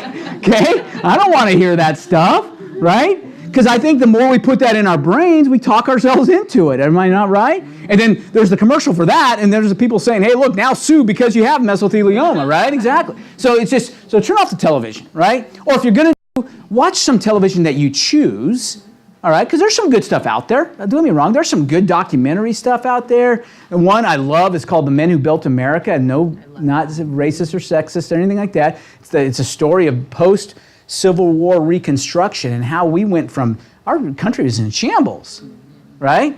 We went from there to the Vanderbilts and the Morgans and the steel magnates and all the Carnegies and all these, how they went through and how they just, pulled us up from the ashes and we became a superpower like in 30 years. Bam! Right? It's awesome. Okay, that kind of stuff is good, right? You'll educate yourself if you're going to watch something, all right? Live a disciplined life. What's my favorite hashtags? There's freedom and structure. Sounds oxymoronic, doesn't it? Okay, shouldn't go together, that the more structured I am, the freer I become. But the reality is it's the truth, right? The more structured I am, the freer I become. Because what happens is when I'm disciplined, I'm organized, and things start to happen, I end up with extra hours in the day. I really do. I'll tell you, you want to be really productive tomorrow? Who wants to be more productive tomorrow than they thought they could be? Okay? Pretend like today, or tomorrow, pretend like tomorrow is what? Tomorrow's Thursday? Okay? To pretend like you're going on vacation Friday. Right? What are you going to do first thing Thursday morning? If you're going on vacation Friday, what are you going to make sure you have? My list. I'm going to have a checklist of things. Oh, it's all right here. Yeah, okay? All right? Right? I joke in our house. The joke at our house is that people say, "Yeah, I know, Dad, your steel trap isn't working." Right? Okay? Because it's a steel sieve. All right? Okay? Things are just leaking out all over the place. All right? So with that in mind, why not make a list? If you want to be productive, by the way, if you want to sell more real estate, go on vacation. Right? Isn't that true? Right? People I haven't heard from in 3 years, all of a sudden the day before vacation, hey, can I see property Saturday? I'm like, where have you been all my frickin' life? And now, okay, today? All right? So just plan a bunch of vacations. All right? And then cancel them the day before. All right? And go sell a bunch of real estate. All right? So it's good. It's a way to do it. So actually implement this time. Here's our to know and not to do is not to know. Right? Don't just learn something. If you're just going to learn this and not do it, don't bother learning it. You're wasting your time. Right? If you're not going to implement any of the stuff that we're going to lay out here, then don't come, right? Because you're not stroking my ego by being here, right? I want you to succeed. All right. Trust the process and use quality ingredients. Everybody use Marley Spoon? It's like a Hello Fresh or whatever, okay, or what are those things are, Blue Apron? Okay, one of those things, right? So eating healthy is very difficult, right? Everybody agree? Jeanette and I have found Marley Spoon. Jeanette has a soy allergy, which soy is an emulsifier, which means it's a preservative, which means it's in everything, right? They just use it that's how they keep stuff on the shelf longer than they could otherwise. It's because they put that in there, right? So it's really hard to find, stuff. But if you eat fresh stuff, you're good to go, right? And it actually tastes better and everything else. So we found Marley Spoon is actually owned by Martha Stewart's group and everybody else, but they're really good stuff, right? Jeanette and I neither one of us are chefs, all right? At all, okay? At all. But I can read, right? So they give me this little card. It has 6 steps every time, right? And it tells me, and I'm like, and they're ingredients I've never heard of, right? I was like, what? I've never, I've heard of cumin, but I've never used cumin in anything I've ever cooked, right? Or this other stuff, and I'm adding just, and thank goodness they don't do pinch of this or whatever. It's like an eighth of a teaspoon. Don't call it a pinch. If it's an eighth of a teaspoon, call it an eighth of a teaspoon, right? A pinch there. I got your pinch right here, right? Okay, just geez, tell me what to do, right? I'm just trying to follow instructions. But I follow instructions, and dadgummit, man, these meals are better than anything I could get at a restaurant, and it's healthier for me because I'm not pouring about 42 gallons of salt on it like they do at the restaurant. Right, to make it, it doesn't taste so good, so a little more salt, right? Well, that's good, right? And plus they want you to drink salt because any restaurant owners around here? Restaurant industry? What's your highest profit margin item in the place? Alcohol. Absolutely. More salt, more alcohol, right? Get them drinking early and often, right? That's their goal, right? And so with that in mind, but there are 2 parts to this. The process, Marley Spoon is really good, okay? It's really good. And it's not that much more expensive than some of the Blue Apron. It's just a little better ingredients, I think, right? And the other stuff, by the way, it takes both parts. It takes the recipe, the process, and it takes quality ingredients, okay? But combining those, I'm just telling you, man, I never knew I could mix them. Now I'm like, Mr. Chef, I got a chef's hat. I'm walking around flipping my spoons. I got, my whatever that food processor out. I'm juggling the blades. All right. Bam! All right. And things are great. It's awesome, right? So I'm having a good time doing it. But the reality is, it all tastes good. I'm feeling better. I'm healthier and everything else. We're going to show you some processes here, right? So the processes you've got to trust. And why do we trust them? Because Martha Stewart said all this comes together and tastes good. All right? So I'm just telling you, other people have done these processes that I'm going to share with you, and it works, right? But it also takes quality ingredients. Now you are the quality ingredient, right? Instead of using fresh, they've got cucumbers I've never heard of. I know there are types of cucumbers. Guess so, but yeah, types of cucumbers, right? So, but quality ingredients are your LYs. Right? That's how I'm going to grow spiritually, emotionally, intellectually, and physically. All right? And that's the ingredients I'm going to put together with the process, and we're going to get the results. Fair enough? Okay? Good. We're going to consistently evaluate progress. 2 hashtags here we love to talk about. One is called Trip to the Moon. We're going to cover that slide in a second. I cover it every time. People are like, I'm tired of seeing it. Well, guess what? You need to see it again. All right? Because I need to see it every day as well. The other one's Weed Yourself Daily, and we only half joke if I ever taught this in Colorado. We have to talk about that a little differently, all right? Weed Yourself Daily. Like, right on, dude. I'm in. Okay? Hallelujah, what's that? I didn't look at anybody, okay? I can cheat. I love this guy. I can cheat, and I get to weed myself daily, all right? Okay? We're only in America, all right? Here we go. Okay? So I'm going to start with Weed Yourself Daily because there's not a slide for that one. Let me tell you a story, okay? Quick one.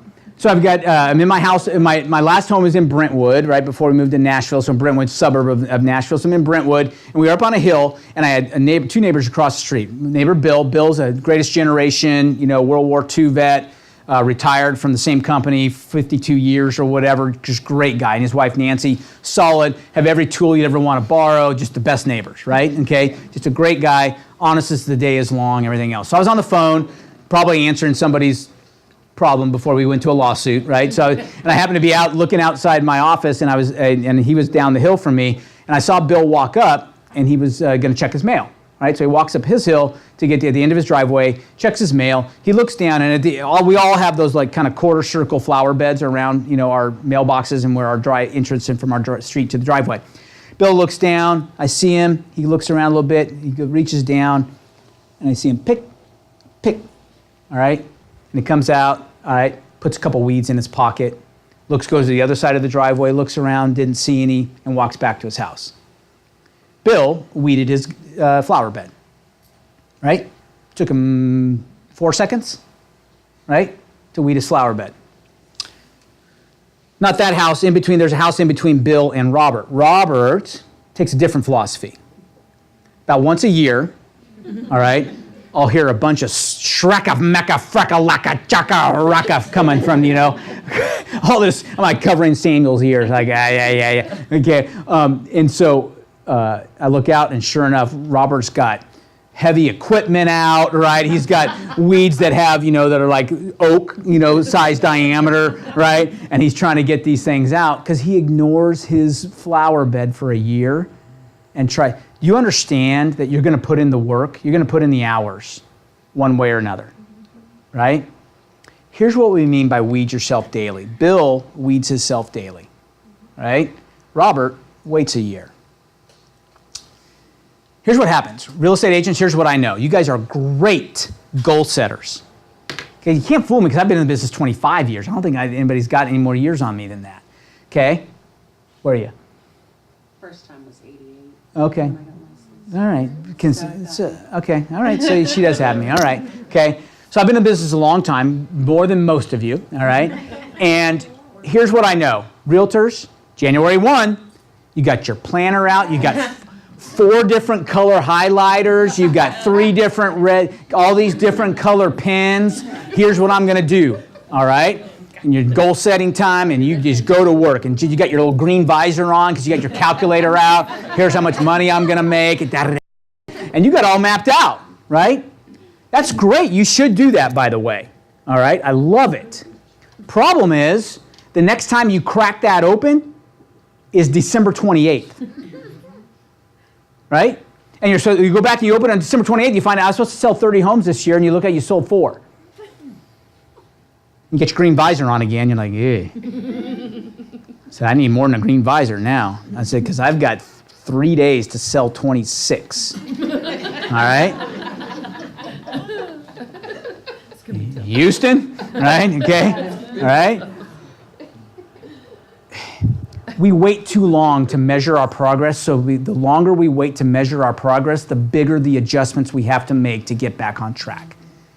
Hear me on that. If you get nothing else out of this, understand that the more often we check our progress, the smaller the adjustment that needs to be made to get back on track.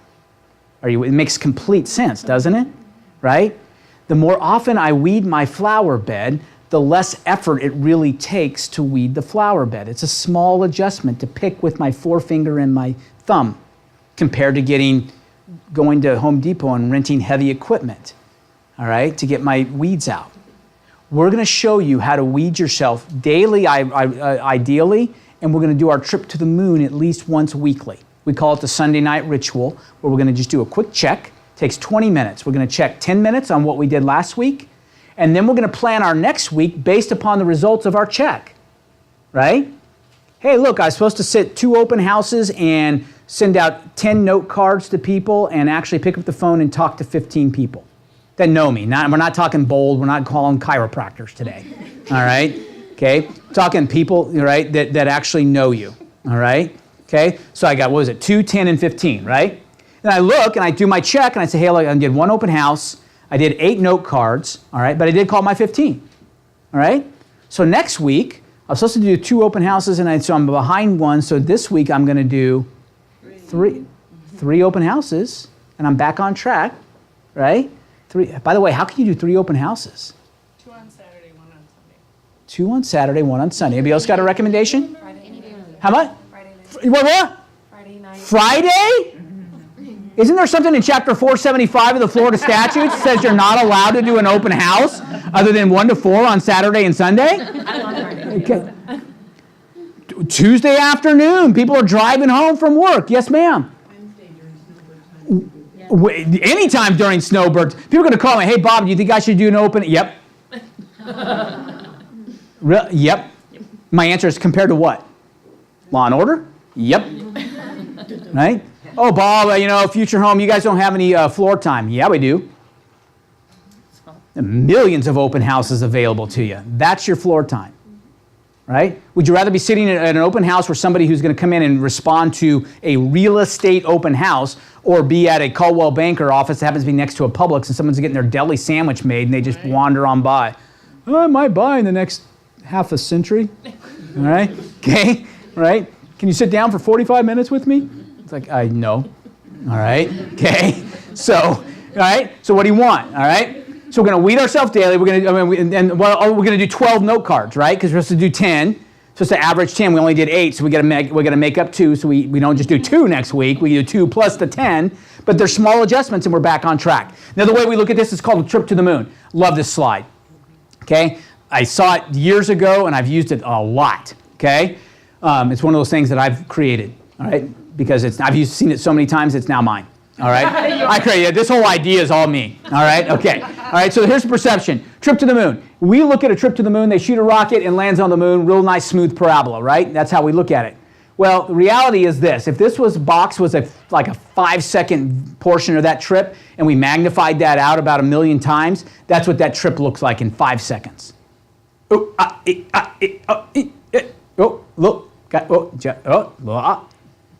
Because they can't wait. If they wait an hour, they might be out here.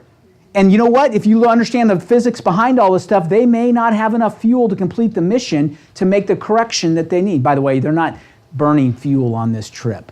It's kind of cool. All right? Because there's no way they could carry enough fuel to get to the moon. You understand? Once they escape Earth's gravity, here's cocktail party time, right? Okay? Let's put my drink. Okay. Do you know that there's enough fuel to get to the moon? All right? Okay. But what they do is there's enough fuel to escape Earth's gravity, right? Space is a vacuum, which means there's no friction, which means then they point in the right direction, do a burst, and coast, all right? With small adjustments to make sure they're coasting in the right direction. And then when they get close to the moon, they reverse thrust. They have enough fuel to do that. Reverse thrust to slow themselves down. So then the moon's gravity starts to pull them around. And then they slow down even more. You know, how does a satellite stay up there? Okay, because the satellite is just falling around the Earth. Satellite up, point horizontally, enough thrust to overcome the curvature of the Earth. Because too much thrust, they go off and gravity doesn't do its job. Too little thrust, gravity does too good a job, right? There's just a right balance. Really smart people figure this out, right? Okay, really egg-headed people, okay? And they overcome the curvature of Earth, and the Earth's gravity just helps them fall around the Earth. That's how a satellite stays up that long, okay? Isn't that cool? All right, okay? Okay, same thing, we slow down. Anyway, so, okay, cocktail party's over, all right? There's information, okay? You know, satellites really have no energy. They just kind of fall around the Earth. Really? Google it, all right? Okay, so that's our adjustment. So that's what we need to do is we need to wait, because if they wait too long, they may not have enough thrust power to get them there. And next thing you know, whatever that movie is, Brad Pitt or whoever it was, astronaut, he's floating out in space and he misses it and would have gone. Okay, all right? But that's not how they do it. They do it because they know they can't wait too long before they make their adjustments, right? You need to live your life in the same manner. Fair enough? Does that make sense? Yes? You guys are waning on me here a little bit. Here we go. All right. So I'm going to teach you 2 things. I'm going to teach you how to get, who needs money yesterday? Seriously. I mean, I get it. I got people, I talk to people. Some people, oh, no, I'm good. And other people like, you know what? I had enough gas to get here. After that, it's all a crapshoot from here to 11. Right? You know, 7 come 11, baby needs new Cole Haans. Here we go. Okay, let's go. That's my whole plan. What's your financial plan? Can you say lotto? All right. This is simple. All right, so what we're going to do is I'm going to teach you, we call it corn planting because it's fast. You know the sow to reap cycle in corn is really quick. You plant corn in late May, early June, you're eating corn by late July, early August. Okay, it's amazing. Once corn pops out of the ground, you can almost watch it grow. Right, you can measure it in inches daily. Right, you go out and, hey, look, we're at 8 inches. Hey, we're at 12. Hey, we're at 22. It's amazing how fast it grows, right? It's an interesting thing to watch. But once it grows, then all of a sudden a stalk pops out, boom, boom, and then you're eating corn. That's all great. It's fast. Literally 45 to 60-day cycle. It fits our illustration real well in the cycle of a real estate transaction, right? So it's really cool. That's the great news about corn. The bad news about corn is it's an annual, right? You got to chop it down to eat it, okay? Chop it down. It only lasts for a season. You go back to that field next year, and you say, hey, Wednesday, Thursday, Friday, WTF, right? Okay? Welcome to Florida, right? WTF, all right? That's what that stands for, right? Welcome to Florida. Hey, the people posted on me, welcome to Florida. Isn't that great? It's all about our aspect, how we look at things. Is your glass half empty or half full? They weren't saying what the to me. They were saying welcome to Florida. All right. So, but you go to the field and say, hey, where's my corn? And the field says, where's my seed? Where's my water? Where's my fertilizer? Where's my work? Where's my time? Where's my son? Where's my... You're like, what? Every year?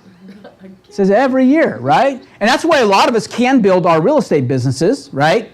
That we just try and get on that hamster wheel. I'm just going to sell. That's the way I did it. Sell. I would literally take a breath, all right? January 1st, I was doing about 100 transactions a year, right? And usually, I used to try and wait till January 2nd, but I usually started about 3 p.m. on January 1st. I'd hop back on that wheel and start all over again, right? Because I had things to do. You don't sell 100 transactions a year just by, falling into it, okay? What's that? Right. It certainly wasn't my good looks, right? Okay, absolutely. It was just making it happen, all right? So I'm going to show you, though, how to do it fast, but also I'm going to lead you into a second model as well, all right? The first thing I'm going to do is tell you how to do things backwards. Those other trainings I told you when I hit the golf ball, I went and found them, right? A lot of them are going to start with this premise, that if you're going to last in this business, you better, what? List. They tell you list. Oh, you know what? New in the business? Here's your job. Ready? Go get some listings. And you're like, okay, how in the do I get a listing? Right? See, come on. Yeah. How in the Friday, right? How in the Florida do I get a listing? Okay? How in the world does that work, right? So we say, oh, you know what? Here's the reality, and I'll be fast. So what most of us do, newer in the business, they're taught to go get a listing. The Bardmore Country Club, all right? Okay, so you're working out at the gym, you hear a friend of a friend, an aunt whose Facebook friend heard that might sell a home in Bardmore, okay? So somehow you finagle your way into a listing agreement, and you've got a year in the business, and you're going to go to Bardmore, right? You're going to be this listing agent in Bardmore, and there's 4 other people coming in, all right? And you go walking in, but you're excited, right? You've got your listing presentation, you're all good, it's all PowerPointed up, and everything's, here we go, all right? And you walk in, and everything's good, and they go, oh, that sounds good. By the way, how many homes have you sold here in Bardmore? Like, well, the last person that just came, about yesterday, they had 22 sales in here last year, all right? And so how about you? I said, well, if we get yours done, I'll be one, all right? Right? You're going to get your teeth kicked in. Okay, again, I can blow smoke up your backside. And go get them, Tiger. All right? Okay? Or I can be honest with you and say you're going to get your teeth kicked in. Because quite frankly, if I'm listing $1 million home, I ain't listing with you. You want 60 grand of my equity coming out? 6% of millions, a lot of jack. All right? Ain't happening with you. All right? I see that you're cute and you got a dimple. Okay? You used to work on me, no longer. Okay? All right? I used to be drawn in by those dimples, but no more. All right? Okay? All right? I can see an experience. I can smell it. All right? Okay? So as a consumer, I'm not hiring you. Right? I'm going to hire the experience, the person that's sold in here, that has the relate, all that kind of stuff. All right? So why do we send these people out there and go get them Tiger all day long? New agents, what's their whole training module? Take your Christmas list, and send all out these notes saying, hey, I'm now in real estate and yada, yada, yada. And by the way, if you or anybody you know are looking to buy or sell real estate, I'd really appreciate the referral, right? And by the way, all your fancy Facebook jack is just a version of the same stuff, right? Don't try and BS me. Don't try and hide it behind a, what do you think about this master bedroom? Okay? Trying to reel me in, all right, to have a real estate conversation with you. I know where you're headed with this, all right? And by the way, it's the same picture that's 42 people on my post. Now, I happen to be in real estate, right, so I get it. But, all right, and I understand there's nothing, I mean, again, if that's your MO, I'm just going to show you a better way, right? Because all that stuff can work, but that is slow boat to China. And then even if you do get the thing, you're going to get your teeth kicked in a lot of times, all right? I'm going to show you to do this, okay? Here's what I mean by buyer. You ready? I told you to write down the LYs. Not asking you to write down many things. Here's what a buyer is. You ready? Meet these qualifications. Able to buy. Okay? You know what that means? They can get a mortgage, all right? They're either cash or they've met with Chris and they're good to go, right? Financeable, that's what I mean. Able to buy. Because you can find 1 million people that are buyers if you don't go to that one. Right? Open the phone book. Hey, if you could stop renting, if you could go on the corner here. Hey, if you could get off the street and buy a house, would you? Yeah, I'm all in. Yeah, sounds great. Right? I got a buyer, and we fool ourselves, right? We lie to ourselves. Oh, I'm working with 22 buyers right now. Bull crap. You aren't working with buyers, right? They didn't even pass qualification number 1, right? Which is able to buy. They got to be able to buy. Now, again, if they're not able to buy right now and they have a willingness, what do? We throw them away? No, we put them in the crock pot. Right? Put them in there and let them start cooking. All right? Get them with Chris, get them with another lender, whoever. All right? We come back in a couple, 3, 4, 8 weeks. Hey, up to 480 credit score. Good job. Keep cooking. All right? All right? And you walk away. You know what you guys, and you laugh because you know what you guys are doing right now? You're saying, oh, I've got 8 buyers I'm working with. They're in freaking crock pots that aren't going to be ready for 6 months. Right? So how are you going to live? You're going to lie to yourself some more? I'm working with buyers. No, you're not. They aren't ready to buy right now, okay? Able to buy, ready to buy, okay? Okay, so someone, okay, needs to buy. These are kind of closely related, all right? But if you're somebody, hey, if they're qualified and they can get a mortgage, like, you know, if I can find the right deal that's at least 30% under market. Okay, yeah, all right. I'm gone, right?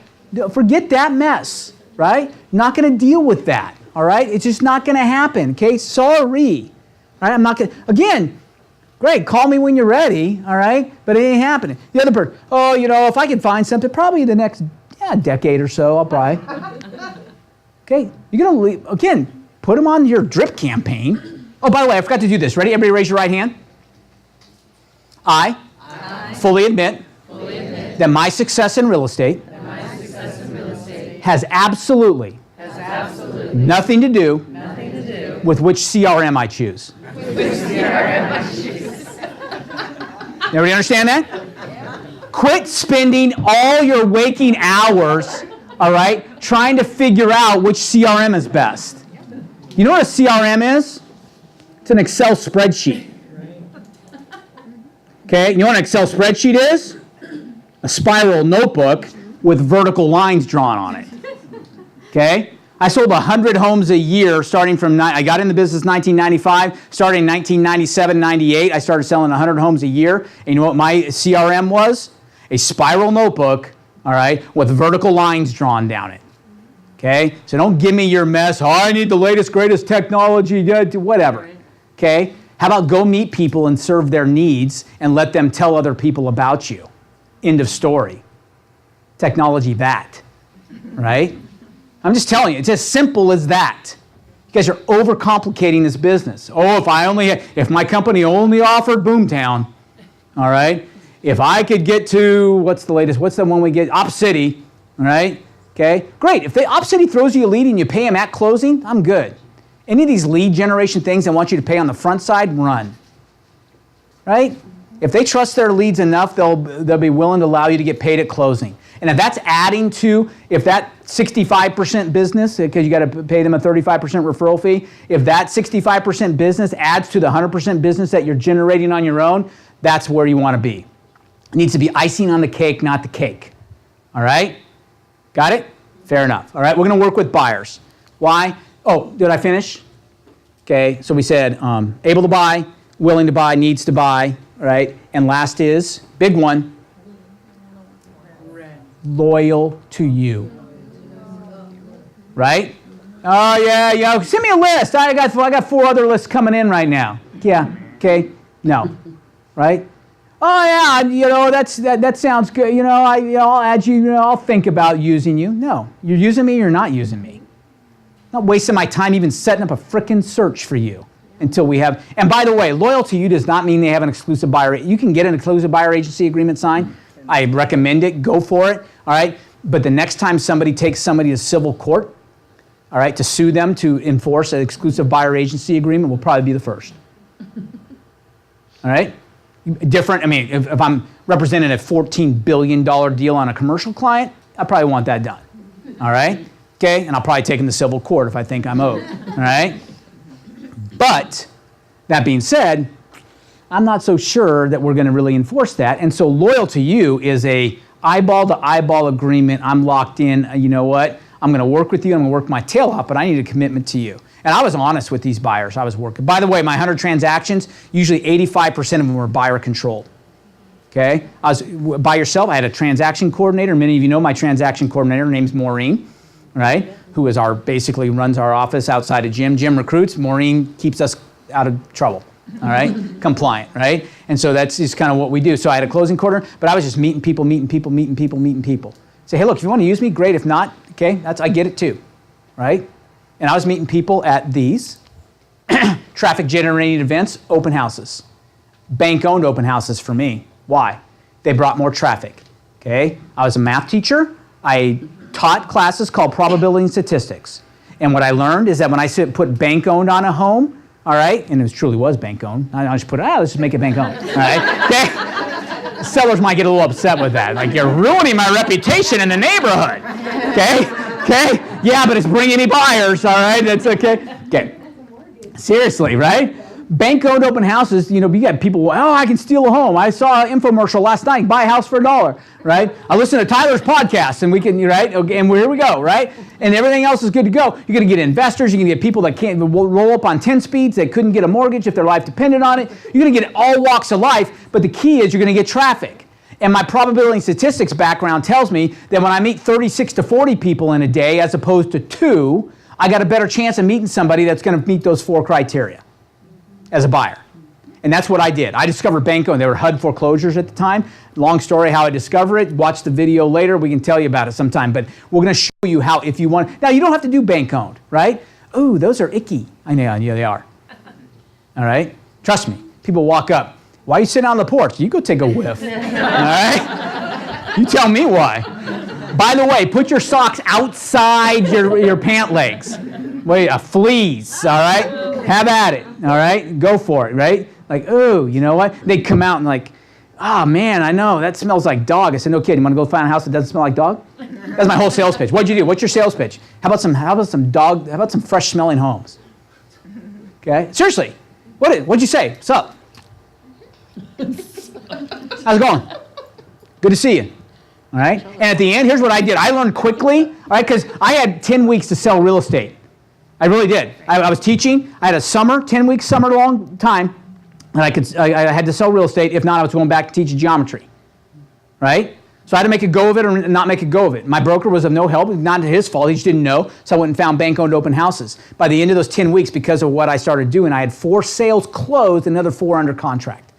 All from people that I met that I had no idea who they were when the summer started. These are not people in my sphere. They were not on my Christmas list. All right? Telling you, right? It just I went out and found the work, right? I went and found, because here's what I found. Even back then, I knew that I got eyeball to eyeball with somebody, I was going to win.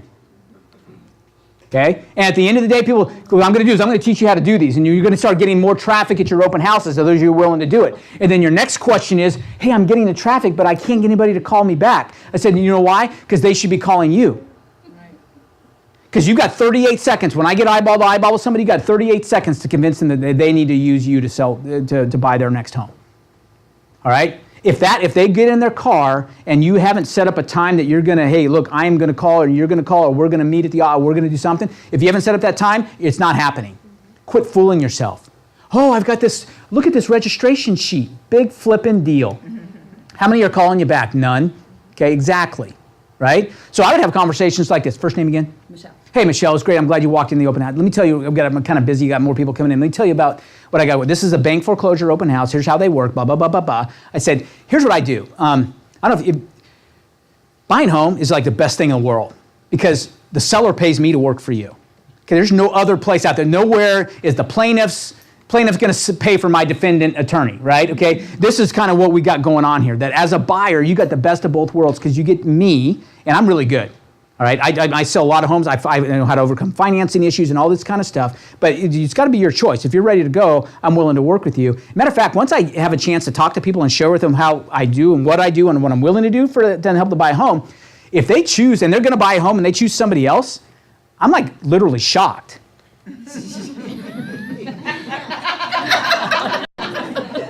Seriously, I would have that conversation. I only got 38 seconds. If she leaves and gets in her car, I'm not seeing her again. You understand that? And I'm not salesy. I'm just saying I'm the best, and you're an idiot if you don't use me. Right? I mean, it's true. You know why I could say it with conviction? Because I feel that way. I still think you could drop me anywhere in America. I don't care, anywhere in America. Drop me anywhere, blindfold me, just don't. When I land, just let me know that I have a license to sell real estate in that state. All right? And I'll have something under contract in a week. Yeah? Is that elevated speech that you just did prior to them looking at the house that you're showing for open house? Or is it Well, it depends on how busy I was. If they were wandering around looking at the house or whatever, it depends. If they came in, it depends if they were dialoguing early, if they had that, And by the way, you know what the first thing they say? Oh, what would they say when they come in? Oh, I'm already. You know what that code word is? Okay? Don't bother me. Right? What do you say when you're browsing the shirt rack and somebody comes up and says, can I help you? Just looking. Yeah. Okay? That's their just looking code. What? That's ethics violation to say. No. Confirm it. What's their name? Seriously. Right? And we're going to start going into the market where agents are going to start dropping out of the woodwork. Right? So if they're working with their aunt, and say, oh, don't worry, my aunt's a realtor. Are you sure? Have you checked lately? It's true. All right, because people are going to start dropping off. All right, so you better make sure. Hey, look, is she still a realtor? All right. Seriously, I would have that. And by the way, that conversation's on our Facebook page. I did that dialogue with the camera, as the camera was my buyer, right? So if you go down our Facebook post, I did that. But I'm just telling you, you start to have confidence, and we're going to talk about how you get that confidence. We got to hurry. All right. We're going to cover all this. I'm just laying out the groundwork. Convert walk-in traffic into new business. You're going to get good at churning in that 38-second time, right? And again, by the way, the disc profile says what? That I'm going to actually connect with about 1/4 of the population. Everybody understands that, right? So these people in these other portions of the profile, they don't need me, they need you, right? And they need your elevator pitch, not mine, right? You've got to say what you say with confidence and know that it feels like it's coming from you, all right? And some of that comes, though, we need to work on the 4 LYs so you feel more confident in delivering that kind of pitch. Are you with me? All right. We're going to become an expert in investor buying. I'm going to show you how to do that, all right, because you're going to meet investors at these things.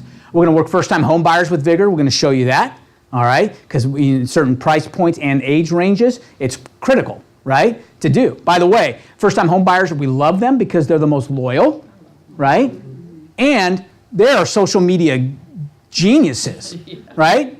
By the time you get home from closing, they've already reached about 3,428 million people, all right? It's like, holy smokes, I'm plastered, I think I'm a rock star, right? See all these likes, it's a beautiful thing. And we're going to list by referral only. Okay? So what's going to happen is you're going to sell somebody a little $87,000 fixer-upper, right, who happens to be the niece of the aunt who owns the home in Bardmore, and she goes to Thanksgiving dinner at Aunt Gertie's house, and Aunt Gertie just lost Uncle Charlie, and the house is too big, and Aunt Gertie says, hey, little Susie, who did you use? Oh, this guy Dylan, I met him in open house. He really helped me, found down payment assistance programs, all this kind of stuff. It was wonderful, da-da-da-da. Well, do you think he might be willing to help me list my little old home in Bardmore? Right? And Dylan walks in there, probably brings his mom just because he might be a little bit nervous on the listing appointment, all right? But walks in, all right, and bangs that thing out because there's no other competition. There was no 22 shmoney-2 last year, right? Hey, I don't know, if you're good with little Susie, all right, then you're good with me. That's how you win that listing, right? You're like, hey, I didn't get my teeth kicked in. All right, that felt better. And I got a $987,000 listing. That's pretty cool. All right, I've been in the business for 4 months. My dimples worked. All right. Okay. All right. Okay. All right, system 2. We're going to cover, what's that? What's that? You didn't do tap dancing. Yeah. Oh, yeah. We'll do, okay, we're not dance for our dinner? Yeah. All right, that's what we do. All right, when you're dancing for your dinner is what you're doing. When you're up there against 5 other people, you know, it's like trying to convince people that you're the best, all right? So I'm not going to dance for this video. All right, okay. All right, going to plant an orange grove. That's how I was staying for the whole thing. Okay. That's what they all say. I've heard that one before. All right. System 2, generosity generation. We're going to plant an orange grove. Oh, by the way, Sherry, what do you share with us real quick? Because Jim's got to leave here in a bit. Anybody that needs to meet new buyers, me and another gal, we actually run a bank foreclosure open house on weekends. And we have a booth at the Wagon Wheel Flea Market and at Oldsmar, and we teach our system and how we do it. And generally, I'm the little red hen looking for workers. And so we run it every Saturday and Sunday. So if you're able to work perhaps one day a month, see me at the end, give me your card or whatever. But we meet a ton of people. I worked actually Memorial Day weekend. Instead of going to the beach, met a ton of buyers, and I've already closed 2 of those, and I've got 1 listing going on the market tomorrow, just from that. Now, it doesn't always happen that fast, but again, you're putting them into the funnel and getting them in, and they will start spitting out the more that you go. It's all about traffic, right? You're meeting traffic, and then what's drawing them in? They have bank foreclosure, bank, information, bank-owned information, and so people are at the flea markets waiting to go buy ShamWows, right? And then they run into you, right? And say, hey, you know what? Or whatever, taser guns, whatever. What else they buy at the flea market, and they run into your thing, and there you are. Okay, cool. All right, thank you. So see Sherry.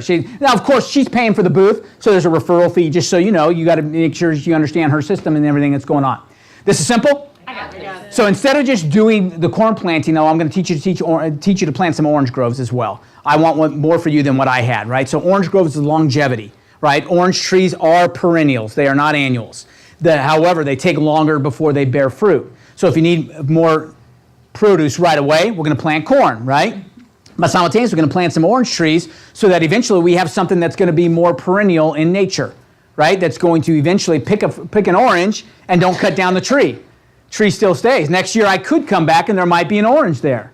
All right? So we're going to teach both aspects of that. And this is the story of 7L, right? We're going to talk about the book in a second. Here's the thing, all the thing you need to know. The results are proven. Okay? It works. Stop, period, asking, period, for, period, referrals, period. Stop it. Okay? Stop. I know you've been trained to put on the sincerest form of flattery I could ever receive is a referral from a trusted source. Okay? Stop it. Stop ending every conversation you have with anybody you know who will listen. Hey, how's it going? I like your shoes, by the way. Anybody look to buy, sell real estate? Stop it. Right? You have no credibility with these people. You have not earned the right. There's another hashtag for you. We're going to earn the right to be heard. We're going to earn the right for them to introduce us to other people, not because we passed a flippin' test. Right? Or somehow they're related to you, so you think they owe you. All right? By the way, less deals with your relatives is better. Okay? You know how many times I've been sued? You know how many times, the number of times my company has been sued by the relatives of our agents? Okay? Yeah. Okay? Less relatives. Go find new people. All right? Focus on people and relationship. We're going to show you to do that, okay? We're going to dig deeper with a few rather than shallow with many. Write these two numbers down, 150 and 22,500. Total number of people needed in your database, 150. I've got 4,622 people. Great. Okay, when's the last time you talked to them? I can't even remember their names, right? Take care of 150. If you can take care of 150 people, the second number is 150 squared. Because 150, no 150. That's all you need. All right, we're going to talk about that. We're going to stop selling and start attracting. So, committed, this is simple. I got this. All this sounds great, now you know. But here's where the hard part comes. Now we got to do. Right? Because to know and not to do is not to know. Right? So here we go. You're going to agree to submit to an accountability partner and to the group. You're going to meet with your accountability partner in person one time in between our sessions. Okay? We're going to meet every 2 or 3 weeks. This one's going to be a 3-week gap because I'm going to give you 3 weeks to read the first book. All right? It'll be a 3-week gap before we meet next. Do not allow for anything to stop you from taking the steps in the process. By the way, every time I tried to skip a step in Marley Spoon, it didn't turn out. I just wanted, would you really need cumin? All right? Let me leave that out. It didn't turn out. Follow the recipe, use the ingredients. Agreed? Agreed. Okay? Be a blind, stinking robot. Okay? Refuse to allow yourself, your accountability partner of the group, to make excuses. By the way, don't get an accountability partner who's going to blow smoke up your backside and pat you on the hand. Okay? Seriously, right? Ashlyn, okay, you need an accountability partner who says this to you. Hey, Ashlyn, last time we met, you said you were going to do this, this, and this, and you didn't do that. But when we met that time, I didn't see anywhere where it says you will do this, this, and this only if your kids didn't get strep. That's rough. Does that throw a wrench in your life when your kids get strep? Yeah. Yeah, it does. Okay? How many gallons of Lysol you can spray? He's like, all right? Okay? I get it, right? I've had kids, and my kids have got strep, all right? But it's not an excuse. There is no part in the agreement that says only if my life goes as, I want it to, right? If in a perfect world, I'll do this. No, you'll do this, regardless. That's the kind of accountability partner you need. Finish. Don't just start, okay? Nobody remembers. The people that started the Music City Marathon, all right, it's probably about 20% higher, at least 30% than the ones who finish. Rain coming in all early? It might be, all right? I'll go out and get every one of your cars. There's a portico there. I'll do that. It's a servant heart that I am. Give me your keys, all right? I can do it. I got short hair. I got like a bomb blew up. Nope. What'd you say? What are you doing, Pat? I said, are you still recording? Yeah, right. Okay, so I told you didn't owe me anything, right? You didn't have to pay to get in, but here's your payment. You ready for your commitments? All right? By the way, I'll post these on the 100K group page, all right? But here you go. Willing to change. Fair enough. Got to admit that we need to change and be willing to do it. Be honest and accountable, Jim, and have a great day. Agree to read 1 book a month. Okay, actually read a book a month. You can listen on audio. The first couple books we're going to do, if you do audio, great. I'm going to encourage you to still get a hard copy of it, all right? Get the highlighters out you haven't seen since January 1, all right? Okay, and highlight the book, all right? Agree to read 1 book a month. Get 8 hours of sleep a night. Here's where I start to get pushback. Here's where I start to, never, can't happen, no, okay? All right, you want to get 8 hours of sleep a night? Give me your calendar. Let me follow you around for a day. Okay, seriously, I'll follow you around for a day and say, all right, hey, you know what? Could have saved 20 minutes there on Facebook, okay? Could have said, yeah, all right? What about the whatever, who gave the rose to who, right? Okay,